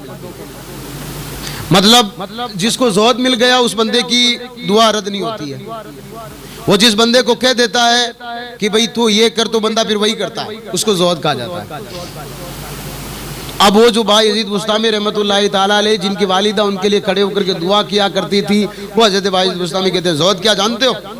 کا زہد یہ ہے کہ اگر اللہ تبارک و تعالیٰ دے دے تو کھا لینا چاہیے، اگر نہیں دے تو صبر کر لینی چاہیے، اس کو زہد کہتے ہیں۔ جو سامنے جو شخص تھا نا اس نے کہا سرکار یہ تو پھر بصرہ کے کتے بھی کرتے ہیں، یہ تو بصرہ کے کتے بھی کرتے ہیں، یعنی بصرہ کا رہنے والا تھا وہ شخص۔ جس کو جورڈن کہا جاتا ہے آج، وہاں کے کتے بھی کرتے ہیں، اگر کتوں کو جب تک دیا جاتا وہ کھا لیتے ہیں اور نہیں دیا جاتا وہ صبر کر کے پوری رات پڑے رہتے ہیں۔ سرکار پھر اس میں آپ میں اور زید میں پھر فرق کیا ہوا؟ کیا فرق ہوا؟ اب سامنے اللہ کا ولی بیٹھا ہوا جس کا نام ہے حضرت با یزید بستامی رحمۃ اللہ تعالی علیہ، لیکن جو سامنے سوال کرنے والا بندہ تھا نا، وہ بھی یہ جانتا تھا کہ جب میں جواب دینے والا ہوں تو پھر ان کی طرف سے جواب آئے گا۔ تو انہوں نے ہاتھ جوڑ کر کہا کہ پھر تو بتا پھر زہد کیا ہے؟ انہوں نے کہا کہ پھر میرے حساب سے میں تو زہد اس کو مانتا ہوں کہ جب اللہ تبارک و تعالیٰ دے تو آدھا اس میں سے کھانا چاہیے اور آدھا غریبوں میں بانٹ دینا چاہیے، اور اگر نہ دے تو کسی سے مانگنا نہیں چاہیے، اللہ کی بارگاہ میں دعا کرنی چاہیے اللہ مجھے دے۔ وہ اللہ تبارک و تعالیٰ اگر آپ کو زہد دیا تو اللہ تبارک و تعالیٰ آپ کو نعمت بھی عطا کرے گا۔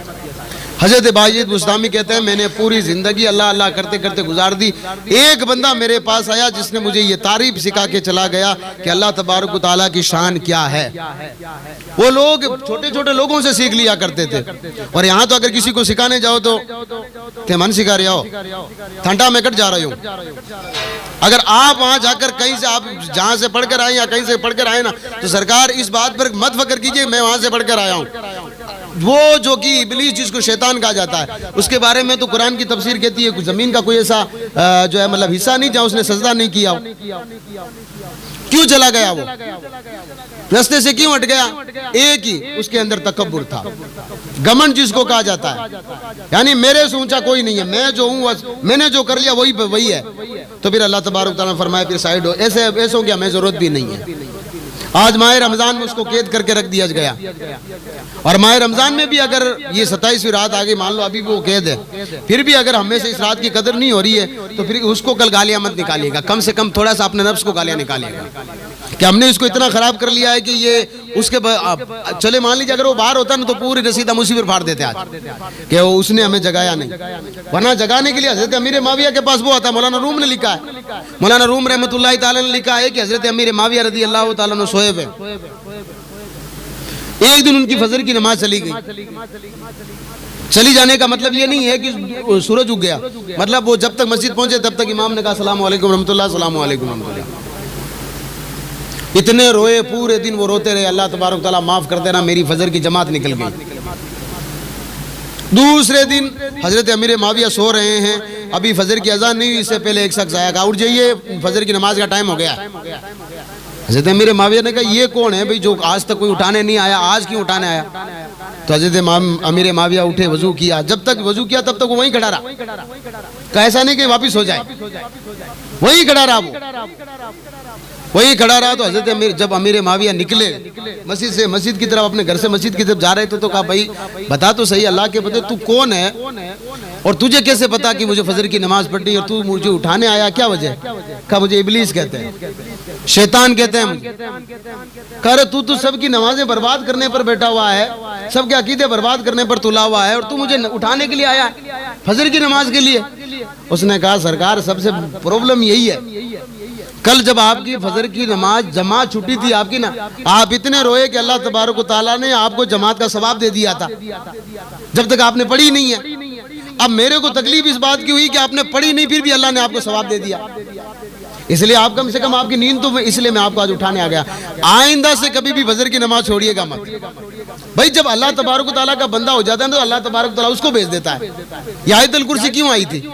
حضرت ابو ہریرہ رضی اللہ تعالیٰ عنہ کو کھجوروں کو صدقے پر رکھا تھا، اور یہ چھوٹی سی بات یہاں عرض کر دوں آج آپ کی بارگاہ میں، کوئی برا مت مانیے گا، کسی پر یہ بات نہیں کر رہا ہوں، سب سے پہلے میں یہ بات اپنے پر کر رہا ہوں۔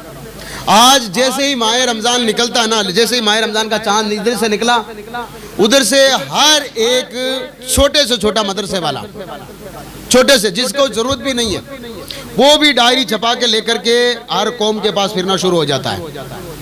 اور میں نے شروع میں یہ بات کہی تھی، اور آج بھی بہت سارے لوگ جب اس کو دیکھتے ہیں، میں کیا کرتا ہوں یہاں سے جو بھی ریکارڈنگ ہوتی ہے نا میں اس کو پھر سوشل میڈیا پہ ڈالتا ہوں، پھر لوگ مجھ سے نیچے پوچھتے ہیں حضرت کون سی کتاب پڑھتے ہیں آپ؟ دوسرے لوگوں کے پاس یہ کتابیں نہیں ہیں، میں نے کہا کبھی آئے ہیں آپ کو کتابیں بتا دیتے ہیں سرکار، ہم جو دین ہے وہ حق بات کرنی پڑے گی آپ کو۔ اب وہ لوگ نکلتے ہیں اور نکل کے کہتے ہیں کہ ہم اس بار یہ بھی کریں گے، اس بار یہ بھی کریں گے، اس بار یہ بھی کریں گے، کرنا کچھ بھی نہیں ہے، کچھ بھی نہیں کرنا ہے۔ آپ جانتے ہیں قرآن مجید نے یہ زکوٰۃ کا سسٹم شروع کیوں کیا تھا؟ 7 قرآن مجید نے 7 لوگوں کو زکوٰۃ دینی ہے۔ پہلا مسکین جس کے پاس کچھ بھی نہیں ہو، مطلب اگر صبح کھائے تو شام کے کھانے کا پتہ نہیں، شام کو کھائے تو صبح کا کھانے کا پتہ نہیں، اس کو کہا جاتا ہے مسکین۔ اور مسکین کی اگر مسکین آپ کو ڈھونڈنا ہے تو جائیے کسی سڑک کے وہ جو پٹری پہ جو بندہ سوئے نا اس کو مسکین کہا جاتا ہے۔ آپ کو بھی معلوم ہے جب تک اس کو صبح کوئی چائے نہیں پلے گا تب تک وہ چائے نہیں پی سکتا، اس کو کہا جاتا ہے مسکین۔ دوسرا ہے فقیر۔ فقیر کی تعریف یہ ہے کہ اس کے پاس ہے تو صحیح، مان لیجئے اس کے پاس گیہوں ہے جو ہے مطلب بینگن یا آلو رکھے ہوئے، لیکن باقی چیزیں اس کے پاس وہ نہیں ہے جو اچھی سبزی بنا کر کھائے، اس کو فقیر کہا جاتا ہے۔ ذات کا فقیر کی بات نہیں کر رہا ہوں، اس کو کہا جاتا ہے فقیر۔ یہ 2 لوگ ہو گئے۔ تیسرا وہ مسافر جو کہ آیا سفر کرتے کرتے اب اس کے پاس اتنا بھاڑا نہیں ہے کہ واپس اپنے گاؤں جا سکے وہ، تو اب وہ اگر کسی کو کہے کہ آپ اپنی زکوٰۃ میں سے تھوڑی زکوٰۃ دے دیں تاکہ میں اپنے گاؤں تک پہنچ جاؤں، اس مسافر کو زکوٰۃ دے سکتے ہو آپ۔ تیسرا کیا ہے؟ تیسرا وہ قرضدار کہ جس پر اتنا قرضہ ہے کہ وہ قرضہ نہیں دے سکتا، کام کرنے کے لیے قرضہ لیتا گیا، کام چلا نہیں، یا کسی وجہ سے کیس میں پھنس گیا اور وہ پیسے لگتے گئے اور نکلا نہیں، پھر بھی اتنا قرضہ ہو گیا کہ اب دینے کے لائق نہیں ہے، تو پھر آپ کا قرآن تو کہتا ہے سرکار پھر زکوٰۃ اس کو دو تاکہ اس کا قرضہ اتر جائے۔ اگلا کیا ہے؟ اگلا کون ہے؟ اگلا قرآن مجید نے کہا وہ آدمی جو کہ زکوٰۃ اکٹھا کرتا ہو۔ یہ اس زمانے میں تھا جب نبی کریم علیہ السلام نے صحابہ کرام کو زکوٰۃ اکٹھا کرنے کے لیے جو ہے مطلب لوگوں کو رکھا کرتے تھے۔ وہ لوگ تھے جو کہ زکوٰۃ اکٹھا کرنے والے، ان لوگوں کے زکوٰۃ کے مسائل معلوم تھے کہ کہاں لگانے کہاں نہیں لگانے۔ اور آج جتنے بھی زکوٰۃ اکٹھے کرنے والے، میں پھر سے کہہ رہا ہوں کوئی اپنے دل پہ مت لیجئے گا، اس لیے کہ یہ قرآن کا فرمان ہے، اس لیے آپ کی بارگاہ میں رکھنا پڑے گا مجھے۔ جتنے بھی زکوٰۃ اکٹھا کرنے والے ہیں نا، خاص کر کے جو ہمارے اگر کوئی فیملی ممبر آیا، رشتہ دار آ گیا، تو سب سے پہلے تو ہمارا دل بھی انہی کی طرف کھلتا ہے، کہہ رہا نہیں صاحب اگر نہیں دیو تو وہ کل جائے پورا گاؤں میں کہتے ہیں کہ بھائی جی گنے روپیے کو نہیں،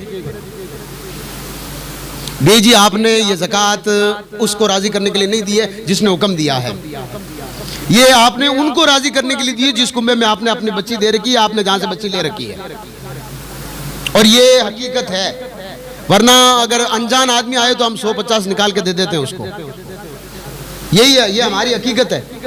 اب میں آپ کو مدینہ المنورہ کی ان صحابہ کی آپ کو ایک واقعہ سنا رہا ہوں جن کے پاس کھانا نہیں تھا، پیٹ پہ بتر باندھ کر انہوں نے خندق کی کھودی ہے۔ یہ جو مسجد نبوی ہے نا، جہاں ایک نماز پڑھے تو اللہ 50,000 نمازوں کا ثواب دیتا ہے، اس مسجد میں پیگاری ان صحابہ نے کیے جن کے پیٹ پر پتھر بندھے ہوئے تھے، پتھر بندھے ہوئے تھے، یعنی کہ پیٹ میں کچھ نہیں تھا۔ اور ایک صحابی اگر پیٹ پر پتھر باندھ کر اگر کسی کو زیادہ بھوک لگتی وہ دکھاتا تو وہ کہتے میں ابھی حضور کو دیکھ کر آیا ہوں، حضور نے ایک ہی جگہ 2 باندھ کے رکھے ہیں۔ بھائی بادشاہ بھی ہو تو ایسا ہونا یار ان کے آگے، سردار بھی تو ان کا ایسا تھا۔ آج تو ہم نے ہر کسی کو ایک تانا سا کھڑا کر دیا ہم نے۔ تو حضرت ابو ہریرہ رضی اللہ حضور پاک صلی اللہ علیہ وسلم کے پاس کچھ صدقے کی کھجوریں لا کر کے رکھ دی گئی، کہا یا رسول اللہ ان کو تقسیم کر دینا ہے۔ اللہ کی قسم کھا کر کہہ رہا ہوں، بخاری شریف میں یہ حدیث موجود ہے، اور وہ جو کھجوروں کا ڈھیر لگایا نا، 3 دن تک کوئی صدقہ لینے والا نہیں آیا۔ آپ اندازہ لگائیے جو جن کے پیٹ پہ پتھر باندھ کر وہ کام کرتے تھے، وہاں پر ان لوگوں نہیں معلوم تھا کہ صدقہ کس کو لینا ہے، زکاتیں کس کو لینی ہے، ان کو نہیں معلوم تھا، لیکن وہ یہ جانتے تھے کہ ہو سکتا ہم سے بھی زیادہ کوئی غریب ہوگا اس دنیا میں۔ وہ یہ جانتے تھے کہ ہم سے بھی زیادہ کوئی غریب ہوگا، وہ یہ جانتے تھے۔ میں آج پھر سے کہہ رہا ہوں، اگر کوئی ہم سے نیچے کوئی مدرسہ چلا رہا ہے اس کے بارے میں سوچئے ذرا، کوئی ہم سے بھی نیچا کوئی ہوگا یار جو جہاں پر 4-5 گھر ہوں گے وہ کم سے کم مشکل سے مدرسہ چلا رہے ہیں، ان کے لیے کم سے کم ہم چھوڑ دیں، کم سے کم ان کی مدد کریں۔ حضرت ابو ہریرہ رضی اللہ تعالیٰ عنہ سے کہا کہ خیال رکھنا جس دن کوئی اس کا حقدار آ جائے اس کو دے دینا۔ رات میں ڈیوٹی کے لیے بیٹھا کرتے تھے وہ۔ اب آپ کہو گے کہ جب وہ صدقہ تھا تو ڈیوٹی کے لیے کیوں بیٹھے تھے؟ ڈیوٹی کے لیے اس لیے بیٹھا کرتے تھے کہ صدقہ چاہے رات ہو یا دن ہو، زکوٰۃ چاہے رات ہو یا دن ہو، اگر کوئی سائل مانگنے والا رات میں آ جائے دن میں آ جائے، آپ کی ذمہ داری بنتی ہے کہ اس کی آپ رات میں بھی مدد کریں۔ اس لیے ہمارے ہاں لوگ کہتے ہیں آدھی رات میں تم نے یاد کر جائے، میں آدھی رات میں حاضر ہو جاؤں گا۔ حضرت ابو ہریرہ کو وہاں تعینات کر دیا گیا۔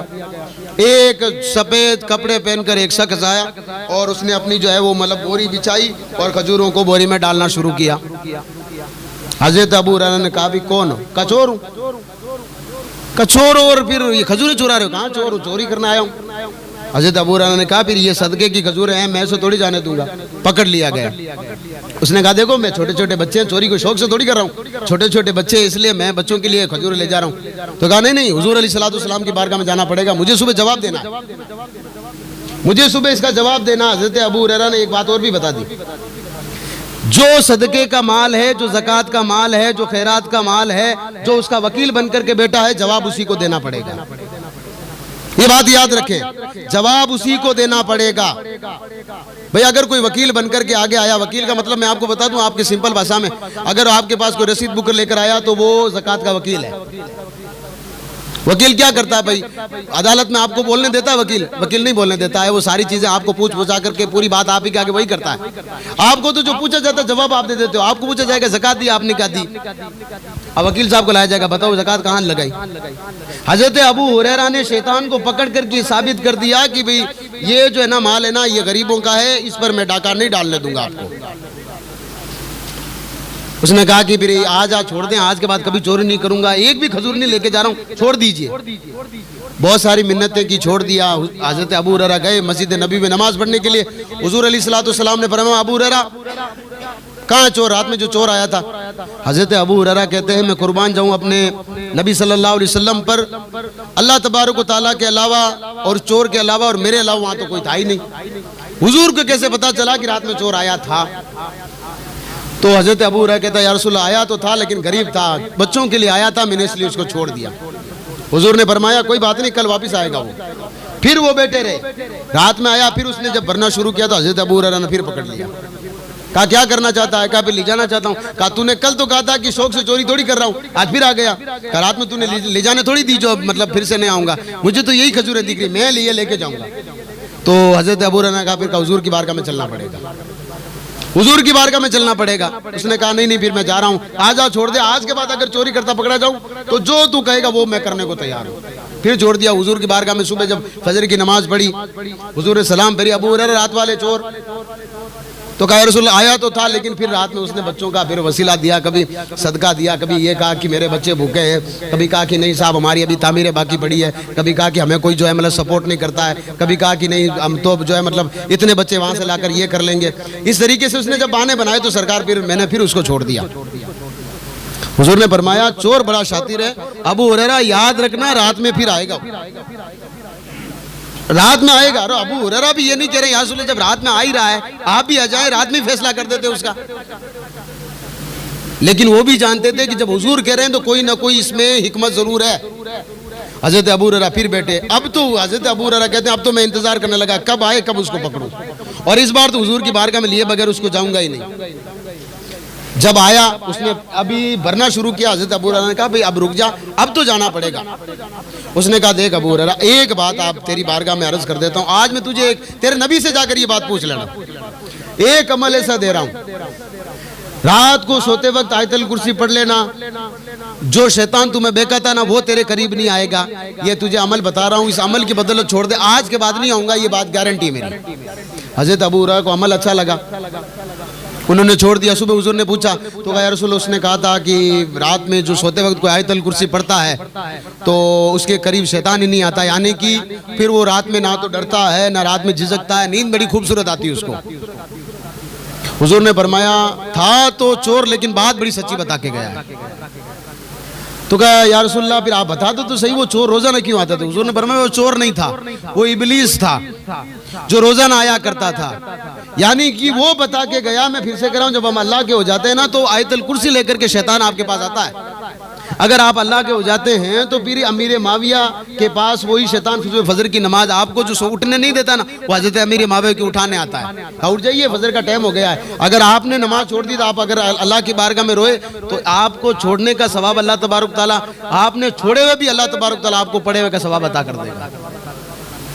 ان راتوں کو، یہ راتیں ہمیں دی اس لیے گئی، ان لوگوں نے محنت کی ان راتوں پر، اور میں کئی مرتبہ آپ کی بارگاہ میں عرض کر رہا ہوں یہ صحابہ کرام کے لیے ہر رات لیلۃ القدر کی رات تھی۔ ان کے سامنے وہ جانے جانا کا چہرہ سامنے موجود تھا، حضور سامنے بیٹھے ہوتے تھے، ان کے لیے تو روزانہ کی لیلۃ القدر رات تھی۔ بھئی کسی کو دعا کرانی ہوتی تھی، وہ صحابی رسول آئے نماز پڑھنے کے لیے. ان کی والدہ جو ہے وہ ایمان نہیں لائی تھی, لیکن وہ ایمان لے آئے تھے اور کہا کہ یار میں اپنی ماں سے کہنے لگے کہ میں آج جا کر کے مسجد نبی جاؤں اور حضور کے پیچھے نماز پڑھوں. تو کہا کہ نہیں تو وہاں نہیں جا سکتا. تو کہا کہ ماں ایک تجھے بات بتاؤں, میں وہاں جا کر تیرے لیے دعا کرواؤں گا, اللہ تیری بیماری کو ٹھیک کر دے گا, میں ان سے دعا کروں گا. تو ماں بھی راضی ہو گئی, کہا جا ٹھیک ہے. اب یہ گئے, جا کر کے عصر کی نماز پڑھی. عصر کی نماز کے بعد حضور نکل جایا کرتے تھے تبلیغ کے لیے, ٹائم نہیں ملا, مسجد میں بیٹھ گئے. آئے مغرب میں, مغرب کی نماز کے فوراً بعد حضور کھانا کھایا کرتے تھے. حضور چلے گئے کھانا کھانے کے لیے. عشاء کی نماز پڑھنے آئے, عشاء کی نماز پڑھتے حضور نکل گئے. اب پیچھے پیچھے یہ چلے. حضور پاک صلی اللہ علیہ وسلم نے فرمایا پیچھے کون ہے؟ کہا یا رسول اللہ میں ہوں. کہا جاؤ, اللہ تبارک و تعالیٰ تمہیں بھی سلامت رکھے, تمہاری ماں کو بھی سلامت رکھے. کہا یا رسول اللہ صلی اللہ علیہ وآلہ وسلم میں نے تو یہ ماں کو بتائی تھی. حضور پاک صلی اللہ علیہ وسلم نے فرمایا اللہ تبارک و تعالیٰ کی قسم جس کی قبضہ قدرت میں میری جان ہے, میں تمہارے دلوں کے رازوں کو ایسے جانتا ہوں جیسے تم اپنے بچوں کے دلوں کو رازوں کو جانتے ہو.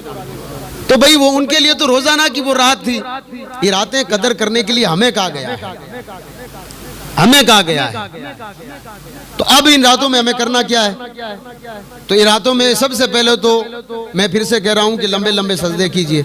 لمبے لمبے سجدے کرنے کے لیے ایک نماز آتی جس کو صلاۃ التسبیح کہا جاتا ہے. حضور علیہ السلام کے چچا ہیں حضرت عبداللہ ابن عباس رضی اللہ تعالیٰ عنہ. ان کے ایمان لانے کا واقعہ بڑا عجیب و غریب ہے. جو 313 والی جو جنگ ہوئی تھی نا, اسی میں حضرت عبداللہ ابن عباس آئے تھے حضور علیہ السلام کے خلاف لڑنے کے لیے. یہ حضرت عباس آئے تھے حضور کے خلاف لڑنے کے لیے, یعنی ہزاروں میں شامل تھے, وہ 313 میں شامل نہیں تھے. اب جب وہ جنگ ہار گئے تو ان کو پکڑ لیا گیا, قیدی بنا لیا گیا. تو حضرت یہ جب حضور کے چچا تھے نا, حضرت یہ جب آئے تھے نا تو اپنی بیوی سے ایک جو ہے مطلب سونے کا ایک سکہ دے کر آئے تھے بیوی کو. کہا کہ میں جنگ میں جا رہا ہوں, میری آنے کی کوئی گارنٹی نہیں ہے, اگر میں دنیا سے چلا جاؤں تو یہ تیرے خرچے کا کام آئے گا, اس لیے اس کو چھپا کے رکھنا. جب حضور پاک صلی اللہ علیہ وسلم کی بارگاہ میں ان کو لایا گیا تو حضور نے فرمایا بھئی جو بھی فدیہ دے رہا ان کو چھوڑ دیا جائے. فدیہ کا مطلب یہ ہے کہ جو رقم ان صحابہ کرام نے باندھی ہے وہ جو چھوڑ دے گا اس کو جانے دیا جائے گا گھر پہ. کوئی زبردستی نہیں کہ تم ایمان لاؤ, کوئی زبردستی نہیں ہے. کوئی بھی اگر یہ بات کرے تو سب سے پہلے جا کر کے ان 313 کے ان لوگوں کی زندگی پڑھیں. اگر کوئی کہے کہ نہیں دین کو زبردستی, حضور نے فرمایا کسی پر زبردستی نہیں ہے بھائی, جو جانا چاہے جا سکتا ہے. ان کے چچا تھے, انہوں نے کہا بھتیجے محمد تو جانتا میں تو غریب ہوں اور میرے پاس فدیہ دینے کو کچھ ہے نہیں. حضور علیہ السلام نے فرمایا پھر اس سونے کے سکہ یا اس اینٹ کا کیا ہوگا جو آپ چاچی کو دے کر آئے تھے. اب وہ کہہ رہے ہیں کہ اس اللہ کی قسم جب میں یہ بات کر رہا تھا تو نہ میری اہلیہ یعنی میری بیوی اور میرے علاوہ وہاں کوئی نہیں تھا. میں گواہی دیتا ہوں کہ آپ کو اللہ تبارک و تعالیٰ نے حق کے ساتھ پیغمبر بنا کر کے بھیجا ہے. وہ ایمان اس طریقے سے لائے تھے. ان کو حضور نے فرمایا میں تم پر ایک احسان کروں. انہوں نے کہا بتاؤ یا رسول اللہ بتائیے.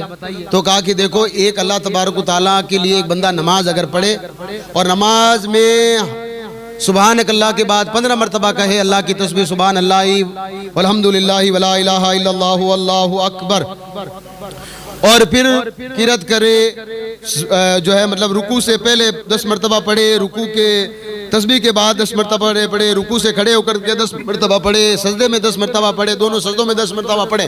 ایک رکعت میں اگر 75 مرتبہ پڑھے تو اللہ تبارک و تعالیٰ اس کے اگلے, اس کے پچھلے, اس کے چھوٹے, اس کے بڑے, نئے, اس کے پرانے, اللہ تبارک و تعالیٰ گناہوں کو معاف کر دیتا ہے. اور چچا اگر ہمت ہو تو اس کو روزانہ پڑھنا, اگر روزانہ کی ہمت نہ ہو تو جمعے ٹو جمعے روزانہ پڑھنا. اگر جمعے ٹو جمعے بھی نہیں پڑھ پاؤ تو سال میں کم سے کم ایک مرتبہ اس کو ضرور پڑھنا, اور اگر سال میں بھی نہیں پڑھ پاؤ تو عمر میں ایک مرتبہ اس نماز کو ضرور پڑھ لینا. یہ صلاۃ و تسبیح ہے. سب سے پہلے تو اس کی آپ ترتیب کریں. نمبر 2 پہ آپ کو 2 رکعت کر کے جتنی نفل نماز پڑھنی وہ پڑھیں, لیکن یہ خیال یہ رکھیے گا کہ جو 2 رکعت آپ نفل نماز پڑھ رہے ہیں نا اس میں پھرتی مت کیجیے کہ جتنے زیادہ پڑھ لوں گا اتنا ثواب ہے. نہیں, جتنا سکون کے ساتھ پڑھو گے اتنا ثواب ملے گا, یہ بات یاد رکھیں.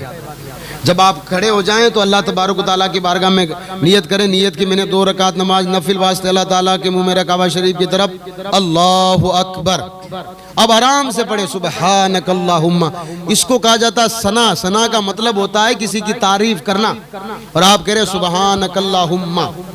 اللہ تبارک و تعالیٰ کے علاوہ کوئی ذات پاک نہیں ہے. اور آج کی رات اگر آپ یہ بات کر رہے ہیں تو پھر آپ یوں سمجھ لیجئے پھر وہ رات بھی نورانی رات ہے. یہ تو پھر اس کے بعد میں آرام کے ساتھ پڑھیں اعوذ باللہ من الشیطان الرجیم. اے اللہ تبارک و تعالیٰ میں اس شیطان ملعون سے بچنا چاہتا ہوں. اللہ تو توفیق عطا فرما کہ روزانہ میں اسے بچتا رہوں. بسم اللہ الرحمن الرحیم. اب یہ جو نفل نماز شروع کر رہا ہوں تیرے مبارک نام سے شروع کر رہا ہوں. اس کے بعد میں الحمد شریف، اور الحمد شریف کا ترجمہ میں نے کئی مرتبہ آپ کو بتایا ہے. الحمدللہ رب العالمین. میرے نزدیک کوئی ایسا نہیں ہے جس کی تمام تعریفیں کی جائے. تمام تعریفیں صرف رب تبارک و تعالیٰ کی ہے. الرحمن الرحیم. میں دنیا میں کئی کریموں کو جانتا ہوں، کئی لوگوں کو جانتا ہوں، کئی بھماشاؤں کو جانتا ہوں جو لوگوں کو دینے کے بعد جب وقت آتا ہے تو وہ لوگ گنوا دیتے ہیں. لیکن الرحمن الرحیم تو میرا وہ مالک ہے جس سے بڑا مہربان کوئی نہیں ہے. نماز نہیں بھی پڑھتا ہوں پھر بھی میری فصل برابر ہے. روزے نہیں بھی رکھ رہا ہوں پھر بھی روزی برابر مل رہی ہے. رمضان کا مہینہ پورا مقدس مہینہ گزر گیا، میں پھر بھی اس کی قدر نہیں کر رہا ہوں، پھر بھی میرا بال بھی بانکا نہیں ہوا ہے. پروردگار تجھ سے بڑا مہربان پھر کون ہے؟ الرحمن الرحیم مالک یوم الدین. اے پروردگار تو قیامت کے دن کا مالک ہے جس دن میرا حساب ہونا ہے. ایاک نعبد و ایاک نستعین. اے اللہ تبارک و تعالیٰ میں تیری عبادت کر رہا ہوں اور آج مدد مانگنے کے لیے میں تیری بارگاہ میں کھڑا ہوں. اہدنا الصراط المستقیم. اے اللہ تبارک و تعالیٰ مجھے سچے راستے پر، سیدھے راستے پر چلا. اب راستہ کن کا؟ اہدنا الصراط المستقیم صراط الذین انعمت علیہم. اے اللہ تبارک و تعالیٰ ان لوگوں کے راستے پر چلا جو پہلے اس راستے پر چلے تھے جن سے تو راضی ہوا تھا، یعنی تو نے انعام رکھا ہے. پہلے کون تھے؟ حضور اس راستے پر تھے، سیدنا ابوبکر صدیق اس راستے پر تھے، حضرت مولا عمر اس راستے پر تھے، مولا علی اس راستے پر تھے، غریب نواز اس راستے پر تھے، حضور مفتی اعظم راجستھان اس راستے پر تھے. اے اللہ تبارک و تعالیٰ ان لوگوں کے راستے پر چلا. نماز میں آپ یہی کرتے ہو غیر المغضوب علیہم ولا الضالین. اے اللہ تبارک و تعالیٰ ان لوگوں کے راستے پر مت چلانا جن لوگوں پر تیرا غضب آیا ہے. ابو جہل، یہ فرعون، حامان، ان لوگوں کے راستے پر مت چلانا. پھر آپ کہتے ہو قل هو اللہ احد. بے شک اللہ تبارک و تعالیٰ کے علاوہ اس کے علاوہ کوئی ہے ہی نہیں. اللہ الصمد. وہ ہر چیز سے بے نیاز ہے، یعنی اس کو کوئی فرق نہیں پڑتا ہے. اگر مان لیجئے اگر اس رات میں اگر ہم میں سے کوئی ایک بھی نہیں جاگتا نا تو آپ کو کیا لگتا ہے اس کی ربوبیت میں کوئی فرق پڑتا؟ نہیں پڑتا. بھئی کرونا کی راتوں میں آپ نے دیکھا ہوگا یہ مسجدیں خصوصی پڑی ہوئی تھی، اس کے رب ہونے میں کوئی فرق پڑا؟ نہیں پڑا. یہ ساری چیزیں ہمیں بتانے کے لیے کہ کبھی کبھار یہ چیزیں ایسی آنی چاہیے تاکہ ہمیں بھی پتا چلے کہ ہم لوگ نہیں آ رہے ہیں. اگر وہ چاہے نا کہ نہیں آنا ہے تو پھر وہ کہہ دیتا ہے کہ پھر آپ بیٹھو. میں جانتا ہوں کب کھلوانی کب نہیں کھلوانی. تو وہ پروردگار ہے ہمارا. آج کی رات خوب اس کی عبادت کریں. ہم سے پہلے میں ابھی تراویح سے پہلے میں نے آپ کو ایک مسئلہ بتایا تھا. آج جتنے بھی آپ کے گھر سے اب تک لوگ جا چکے ہیں وہ سب آپ کے گھروں پر تک آئے تھے.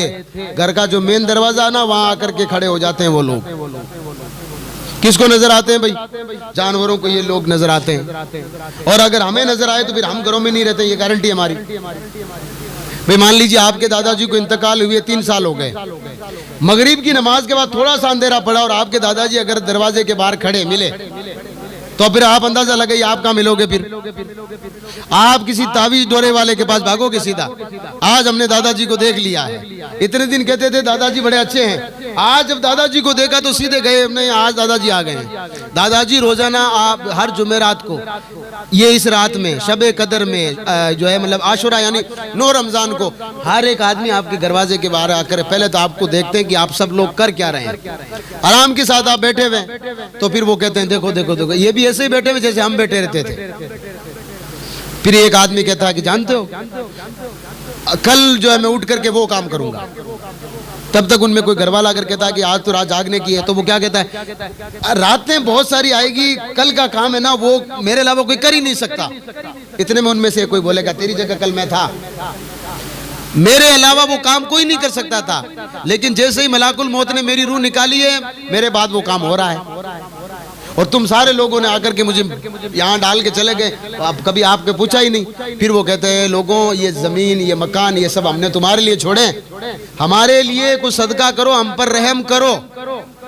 یہ ایک اگر جملہ اگر میں آپ کو کہوں نا آپ کو تھوڑا سا لگے گا.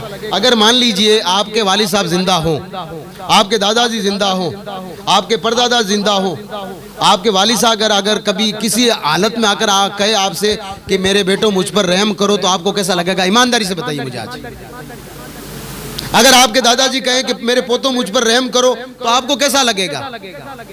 آپ فوراً سے یہ کہو گے کہ رحم کرنے کا مطلب جانتے ہو مولانا صاحب؟ تو بھائی صاحب وہ مردے آ کر یہی کہتے ہیں. اب آدم والا تک تھا مول صاحب دیکھیا کون آبان, تو میں پھر سے کہہ رہا ہوں جس دن دیکھو گے نا اس دن آپ خود گھر میں نہیں رہو گے.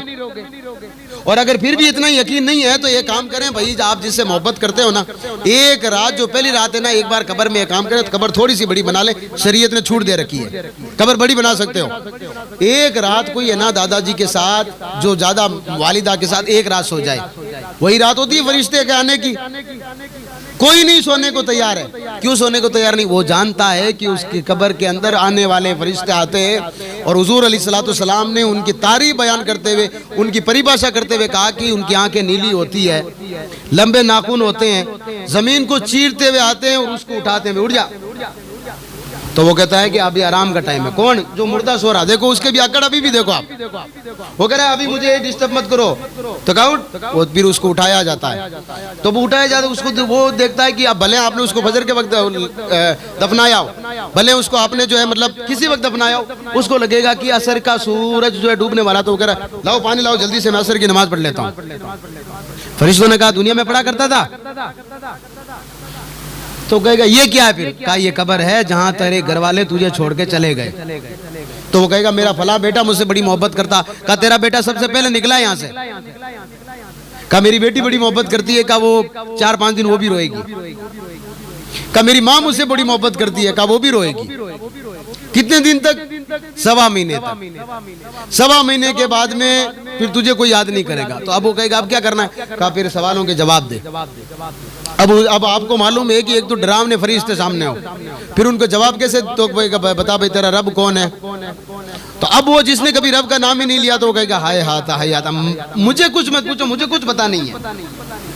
اور جس نے اللہ تبارک و تعالیٰ کی عبادت کی, ٹوٹے پھوٹے سجدے کیے اور اللہ سے ڈرتا رہا, اس نے کہا کہ میرا رب اللہ ہے, میرا رب اللہ ہے. تو فرشتے کہتے ہیں ٹھیک ہے بھائی, بتا دوسرا بھائی من رب ماں دینوں کا, بھائی تیرا دین کون سا ہے؟ تو کہا جب میں اللہ کو مانتا تھا تو دین تو میرا مذہب اسلامی ہوگا. تو کہا ٹھیک ہے تو پاس ہو گیا. اب تیسرا سوال, محدثین نے لکھا ہے کہ حضور علیہ الصلوۃ والسلام کا چہرہ انور آپ کے سامنے ہوگا. چہرہ انور آپ کے سامنے ہوگا. آپ کی, میں تو پھر سے کہہ رہا ہوں, وہ تو چہرہ انور سامنے ہوگا نا.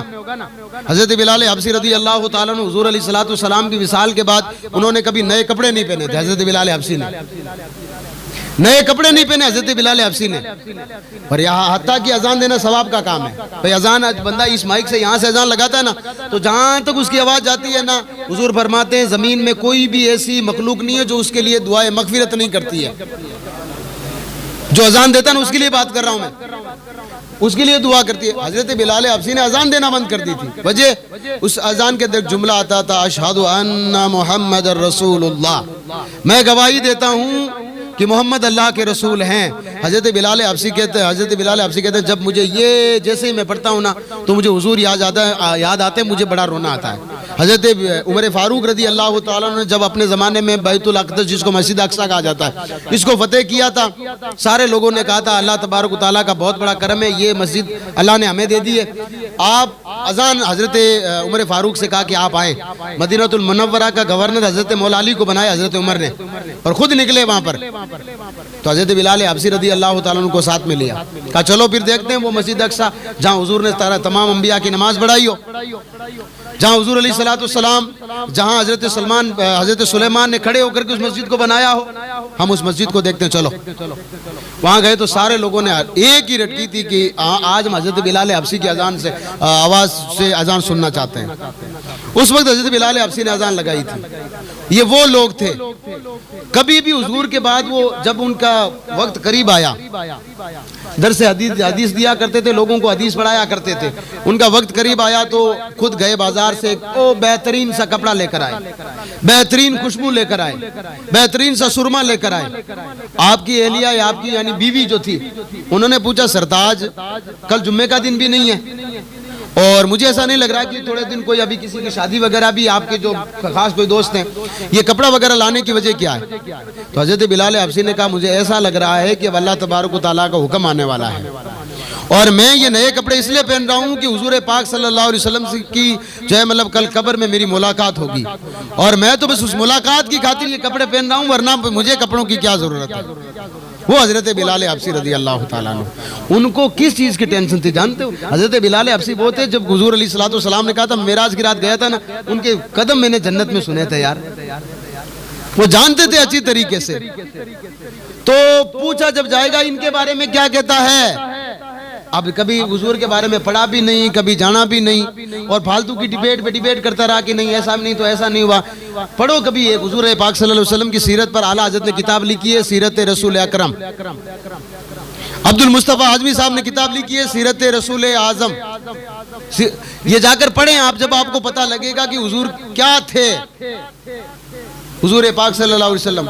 وہاں آپ سے سوال یہ ہوں گے، پھر وہ جب آپ سوال کا جواب دے دو گے تو پھر اللہ تبارک و تعالیٰ کا حکم آئے گا کہ بھئی سو جا. کیسے سویا جاتا ہے؟ جیسے پہلے رات کی دلہن سوتی ہے اور جنت کی طرف سے کھڑکی آپ کے لیے کھول دی جائے گی. کب ہوگا یہ؟ ان راتوں میں ہم قدر کریں گے. یہ تو یہ جب بھی نماز پڑھیں آپ اتنا یقین کے ساتھ آج کی رات سجدہ کریں کہ اللہ تبارک و تعالیٰ جب تک تو معاف نہیں کرے گا تب تک میں یہاں سے جاؤں گا نہیں.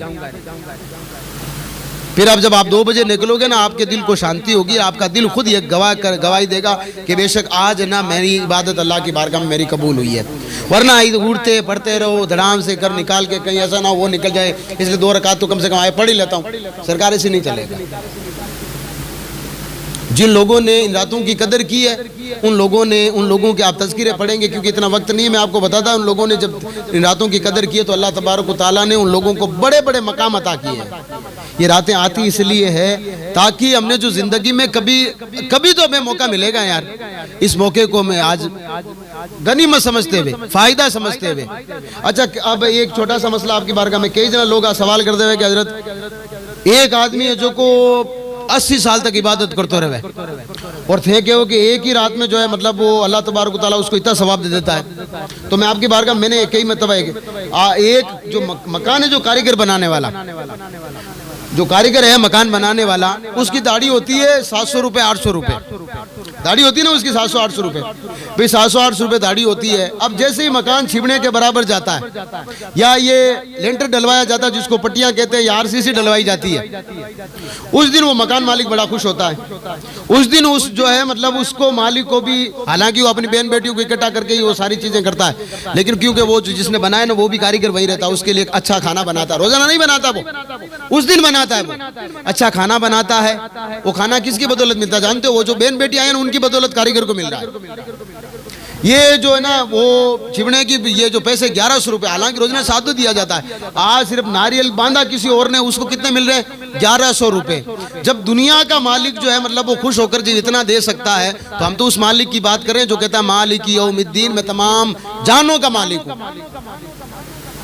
زیادہ اگر عقل لگاؤ تو پھر سرکار آپ اپنے گھر پہ بیٹھے رہو. عقل لگانے کی یہاں بات نہیں ہے.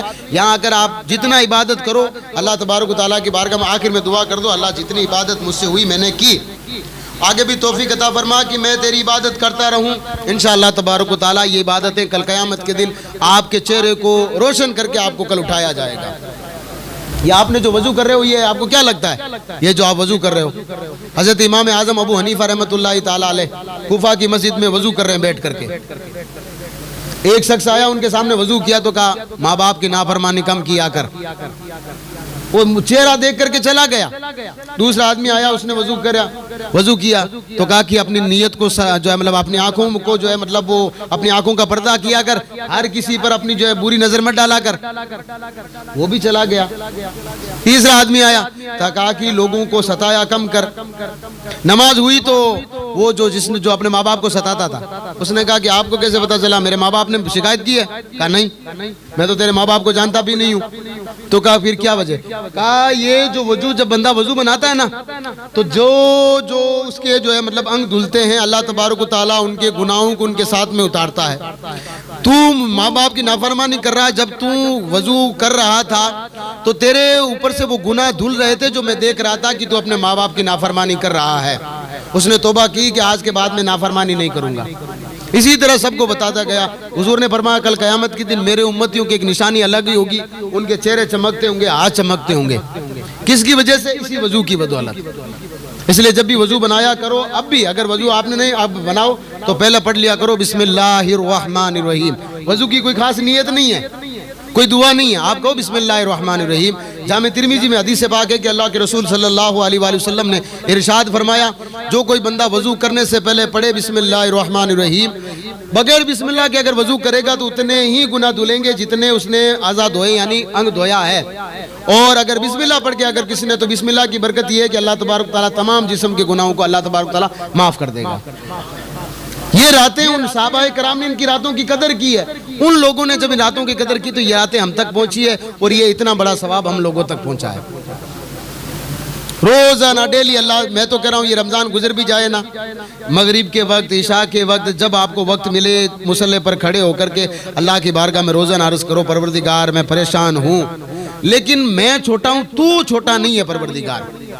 میری مشکلیں بہت بڑی ہو سکتی ہیں لیکن تیری رحمت کے آگے میری مشکل کوئی چیز ہی نہیں ہے. میں آپ کو گارنٹی کے ساتھ کہہ رہا ہوں, تھوڑے دن کے بعد آپ خود کہو گے کہ مولانا صاحب بات آپ صحیح کہا کرتے تھے. لیکن ہم لوگ ہو گئے شارٹ کٹ والے. اب شارٹ کٹ کا ایک مسئلہ, اگلے 10 منٹ میں اپنی بات کو ختم کر رہا ہوں. شارٹ کٹ کا مسئلہ دیکھیں, ابھی میں نے جمعے میں جمعۃ الوداع پر میں نے بات کی, تو جب میں نے وہ ویڈیو میں اپنی جو ہے سوشل سائٹ پر میں ڈالا تو ایک نیچے ایک آدمی نے مجھے فون کیا تھا, وہ کسی نے کمنٹ کیا تھا کہ حضرت آپ نے صحیح حضرت بات بتایا کرو تھے. کیا ہوا سرکار؟ کہا کہ وہ 4 رکعت جمعے والی آپ نے بتائی نہیں ہے جس میں ساری نمازیں معاف ہو جاتی ہے. میں نے کہا ایسی کون سی نماز ہے؟ تو کہا کہ ہم نے دیکھا حضرت موبائل میں کہ ایک جو رمضان کا جو آخری جمعہ ہوتا ہے نا, جمعے کی نماز پڑھنے کے بعد اگر بندہ 4 رکعت نماز نفل نماز پڑھ لیتا ہے تو جتنی نمازیں اس کی قضا ہوئی ہے نا, اللہ ان ساری نمازوں کو معاف کر دیتا ہے. میں نے کہا تو پھر تو حضرت علی کے لیے حضور نے سورج کیوں لوٹایا تھا؟ بھئی حضرت علی کے لیے مقام صحابہ میں حضور نے سورج کیوں لوٹایا تھا؟ حضور نہیں کہہ سکتے تھے علی میں جانتا ہوں ایک جمعہ آئے گا ابھی رمضان کا, اس میں تو نماز پڑھ لینا, تیری ساری نمازیں چلی جو ہے مطلب وہ معاف ہو جائے گی. سرکار شارٹ کٹ والا مسئلہ ہی نہیں.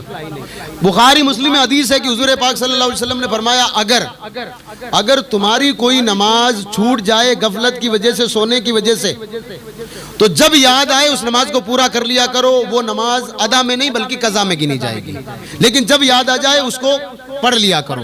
معاملہ تو یہی ہے.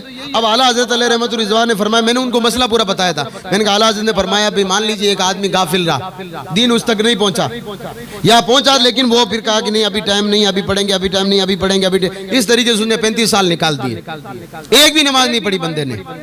پھر بھی اللہ تبارک و تعالیٰ نے اس کے لیے کوئی کمی نہیں کی. اب اس بندے کے ذہن میں خیال آیا کہ یار نمازیں تو مجھے پڑھنی پڑے گی, تو اب یہ 4 رکعت پڑھ کر کے اس طرح کی کوئی نہ تو حدیث ہے اور نہ ہی حضور علیہ الصلوۃ والسلام نے کوئی ایسی بات فرمائی ہے کہ رمضان کے آخری جمعے میں اگر آپ کوئی 4 رکعت نماز پڑھ لو گے تو جتنی نمازیں ہیں وہ سب معاف ہو جائے گی. سرکار یہ غلط فہمی آپ کی. آپ کو کرنا کیا ہے کہ مان لیجئے آپ کی 20 سال کسی کی نمازیں قضا ہو رکھی, تو اعلیٰ حضرت نے لکھا ہے کہ ان نمازوں کو پورا کرنے کے لیے دن میں 20 رکعت نماز ہوتی ہے جن کو قضا ضروری ہے. 2 رکعت صبح فجر کی, 4 رکعت نماز ظہر کی فرض, 4 رکعت نماز عصر کی فرض, 3 رکعت نماز مغرب کی فرض, 4 رکعت عصر کی یعنی عشاء کی فرض, اور 3 رکعت وتر واجب. 20 رکعت ہوتی ہے, ایک دن کی 20 رکعت ہوتی ہے. اگر 25 سال کی ہوگی تو اب کب پڑھے گا وہ؟ تو اعلیٰ حضرت فرماتے ہیں وہ نیت کریں بھی کہ پروردگار میں نماز پڑھ رہا ہوں فجر کی جو کبھی میری چھوٹی تھی, اب یاد تو نہیں کب چھوٹی تھی, وہ کبھی میری چھوٹی تھی. نیت کرنے کے بعد سبحانک اللہ کے بعد الحمد شریف اور کوئی ایک سورت یعنی قل واللہ رکوع میں جائے تو ایک مرتبہ کہہ لے سبحان ربی العظیم سمیع اللہ لمن حمیدہ، اللہ اکبر۔ سجدے میں جا کر ایک مرتبہ کہہ لیں یہ سبحان ربی الاعلیٰ، دوسرے رکوع کھڑے ہو جائے۔ اسی طریقے سے جب اتحیات کے بعد فوراً آپ کہہ دیں اللہم صلی علی محمد وعلی آل محمد، سلام پھیر دیں۔ اس طریقے سے یہ تو ہو سکتا، لیکن 4 رکعت میں پوری 25 سال کی نماز نہیں جا سکتی، بات یاد رکھیں، 25 سال کی نماز نہیں جا سکتی۔ اب اگلا مسئلہ آپ کی بارگاہ میں عرض کروں میں، اگلا مسئلہ یہ ہے کہ جو صدقہ فطر جو ہوتا ہے، صدقہ فطر جو آپ اپنے گھر میں جتنے بھی لوگ دیتے ہیں، تو حالانکہ میں نے آپ کو بتایا تھا لیکن پھر سے آپ کی بارگاہ میں عرض کر دوں، عید کی نماز سے پہلے صدقہ فطر دینا ضروری ہے۔ صحابہ کرام کا روٹین یہ تھا کہ شوال میں وہ زکوٰۃ نکالا کرتے تھے۔ زکوٰۃ اس لیے نکالتے تھے تاکہ غریب آسانی سے جو ہے وہ رمضان گزار سکے۔ صدقہ فطر عید کی نماز سے پہلے اس لیے دیا کرتے تھے تاکہ کوئی غریب ہے اس کی عید ہو جائے، یہ بات یاد رکھیں۔ عید کی نماز سے پہلے اگر نہیں دیا تو حضرت عبداللہ ابن عمر رضی اللہ تعالیٰ سے روایت ہے کہ پھر آپ کے روزے، آپ کی نمازیں جو ہے وہ زمین اور آسمان کے بیچ میں معلق رہتی ہے، پھر وہ جب تک آپ نہیں دیتے ہو تو عید کی نماز سے پہلے آپ کے گھر میں جتنے بھی ممبر ہیں، عید کی نماز یعنی جو عید کے دن سورج نکلنے سے پہلے اگر آپ کے گھر میں کوئی بچہ پیدا ہو گیا ہو، اس کا بھی صدقہ فطر آپ کو نکالنا پڑے گا۔ اس کا سب سے آسان طریقہ یہ ہے کہ 2 کلو 45 گرام گیہوں یا اس کے مارکیٹ میں جو منڈی میں بھاؤ چل رہا ہے اس کے حساب سے پیسے دے دیں، اس حساب سے آپ کا فطرہ ادا ہو جائے گا۔ اور اگر پھر بھی اگر آپ مالدار ہیں، اگر پھر بات کریں گے تو کہتے ہیں کہ مولانا صاحب پھر تو یہ ساری چیزیں مالدار پر ہی آپ نے چھوڑ رکھی ہے، تو ایک چیز آپ کی بارگاہ میں عرض کروں گا میں، حضرت عبد الرحمن بن عوف رضی اللہ تعالیٰ عنہ، کبھی ان کے بارے میں پڑھیے جا کر کے، ہاتھ جوڑ کر عرض کر رہا ہوں، کبھی ان کے بارے میں پڑھیے۔ حضرت عثمان غنی رضی اللہ تعالیٰ عنہ کے ٹکر کا بندہ تھا، یہ بزنس مین، مکہ کا سب سے اوپر کا ہائی لیول کا۔ حضور پاک صلی اللہ علیہ وسلم نے فرمایا میں قیامت کا منظر دیکھ رہا ہوں، نیچے تانبے کی زمین ہے، سورج بڑا قریب ہے، تم سب پسینے میں ڈوبے ہوئے ہو۔ جب حضرت عبد الرحمن بن عوف کو دیکھا تو حضور نے فرمایا عبد الرحمن بن عوف میں تمہیں دیکھ رہا ہوں، تم ناک تک اپنے پسینوں میں ڈوبے ہوئے ہو۔ اب میں جاگیدار ہوں یا آپ جاگیدار ہیں، یا اپنی جاگیداری اپنے پاس رکھیے۔ حضرت عبد الرحمن بن عوف وہ ہیں جو اگر شادی بھی کریں نا حضور کو بتاتے نہیں ہیں، ان کے کپڑے پر زعفران کا ایک ٹیکا لگا ہوا ہے اور حضور پوچھتے ہیں یہ ٹیکا کس چیز کا، تو کہتے ہیں یا رسول اللہ میں نے رات میں شادی کی ہے۔ اتنی سادگی سے شادی کرنے والا بندہ حضرت عبد الرحمن بن عوف، ان کو حضور کہہ رہے ہیں میں نے تمہیں دیکھا تم ناک تک جو ہے پسینے میں ڈوبے ہوئے تھے۔ حضرت عبد الرحمن بن عوف رضی اللہ عنہ فرمایا یا رسول اللہ، انہوں نے یہ نہیں کہا یا رسول اللہ اتنی زکاتیں دی ہے میں نے اور پھر بھی تیائی بات کہو، یہ نہیں کہا حضرت عبد الرحمن بن عوف نے کہا یا رسول اللہ صلی اللہ علیہ وآلہ وسلم میرے ماں باپ آپ پر قربان، وجہ کیا ہے؟ حضور پاک صلی اللہ علیہ وسلم نے فرمایا اللہ نے جو تمہیں مال دیا ہے تم اپنے گھر والوں پر کتنا خرچ کرتے ہو؟ تو حضرت عبد الرحمن بن عوف نے کہا یا رسول اللہ میں نے ہر ایک گھر والے ہر ایک فرد کو یہ اجازت دے رکھی ہے کہ وہ جتنا چاہے خرچ کر سکتا ہے۔ تو کہا تم پر کیا کتنا خرچ کرتے ہو؟ یا رسول اللہ پھر میں تو اپنے آپ پر تو بہت زیادہ خرچ کرتا ہوں۔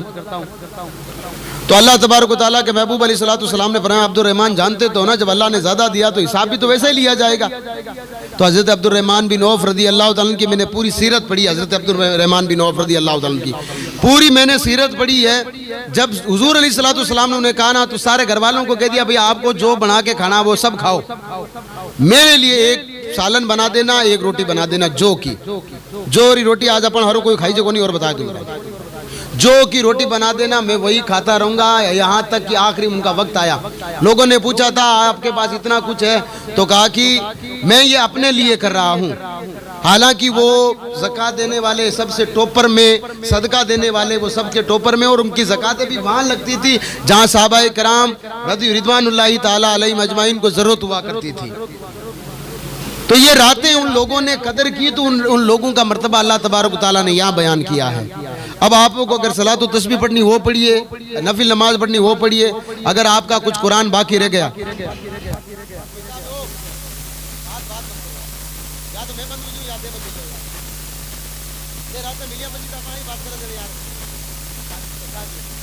اللہم صلی علی سیدنا مولانا محمد بارک وسلم صلاۃ و سلام علیکہ یا رسول اللہ صلی اللہ علیہ وسلم۔ تو اس کے بعد میں یہ جو محفل ختم ہوگی انشاءاللہ تبارک تعالیٰ آپ چائے پیئیں، تب تک ایک دو مسائل آپ کی بارگاہ میں اور رکھ دیتا ہوں، پھر سنی پر فاتحہ ہوگی، اور انشاءاللہ تبارک تعالیٰ پھر جو قرآن پڑھنا جانتا ہے وہ قرآن پڑھے۔ 1 حرف کے بدلے میں 10 نیکیاں مل رہی، 1 حرف کے بدلے میں آئے۔ اور یہ ماہ رمضان ہے، اللہ تبارک و تعالیٰ ڈبل کر کے دے رہا ہے. تو قرآن مجید کی تلاوت کیجئے، رو رو کر اللہ کی بارگاہ میں دعا کیجئے، اور اللہ تبارک و تعالیٰ کی بارگاہ میں دعا کیجئے ان تمام لوگوں کے لیے جو چھوٹی بڑی بیماری میں مبتلا ہیں اور در بدر بھٹک رہے ہیں کہ اللہ تبارک و تعالیٰ وہ کسی طریقے سے وہ دوائی ان کو کار کر جائے. دعا کریں اللہ تبارک و تعالیٰ تیرے خزانے میں کوئی چیز کی کمی نہیں ہے. اے اللہ تبارک و تعالیٰ وہ بندہ تیرا بندہ تجھے ماننے والا ہے. اے اللہ تبارک و تعالیٰ تو نے شفا کامل عطا فرما تاکہ تیرا وہ شکر ادا کرے.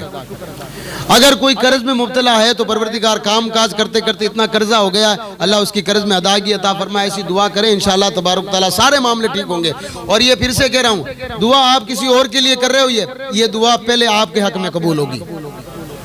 اگر آپ یہ کہہ رہے ہو نا اللہ فلاں کی مغفرت فرما، تو سب سے پہلے اللہ آپ کی مغفرت فرمائے گا، اس کی مغفرت بعد میں فرمائے گا. لیکن کیا؟ کیونکہ آپ لوگوں کے لیے مانگ رہے ہو. اور حضور پاک صلی اللہ علیہ وآلہ وسلم غار ہرا میں جا کر کے ہمارے لیے تو مانگا کرتے تھے. حضور کس کے لیے مانگ رہے ہو؟ کس کے لیے مانگا کرتے تھے؟ حضور ہمارے لیے تو مانگا کرتے تھے. تو یہ جو راتیں ملی ہے ان کی قدر کر لیجئے، اور کبھی مت سوچئے کہ آج اگر 27 بھی چلی گئی ہے تو ہم جو ہے وہ اب تراویح بھی نہیں پڑھیں گے. کل روزہ رکھ لیا تو پھر اب اس کے بعد میں کوئی ضرورت نہیں ہے.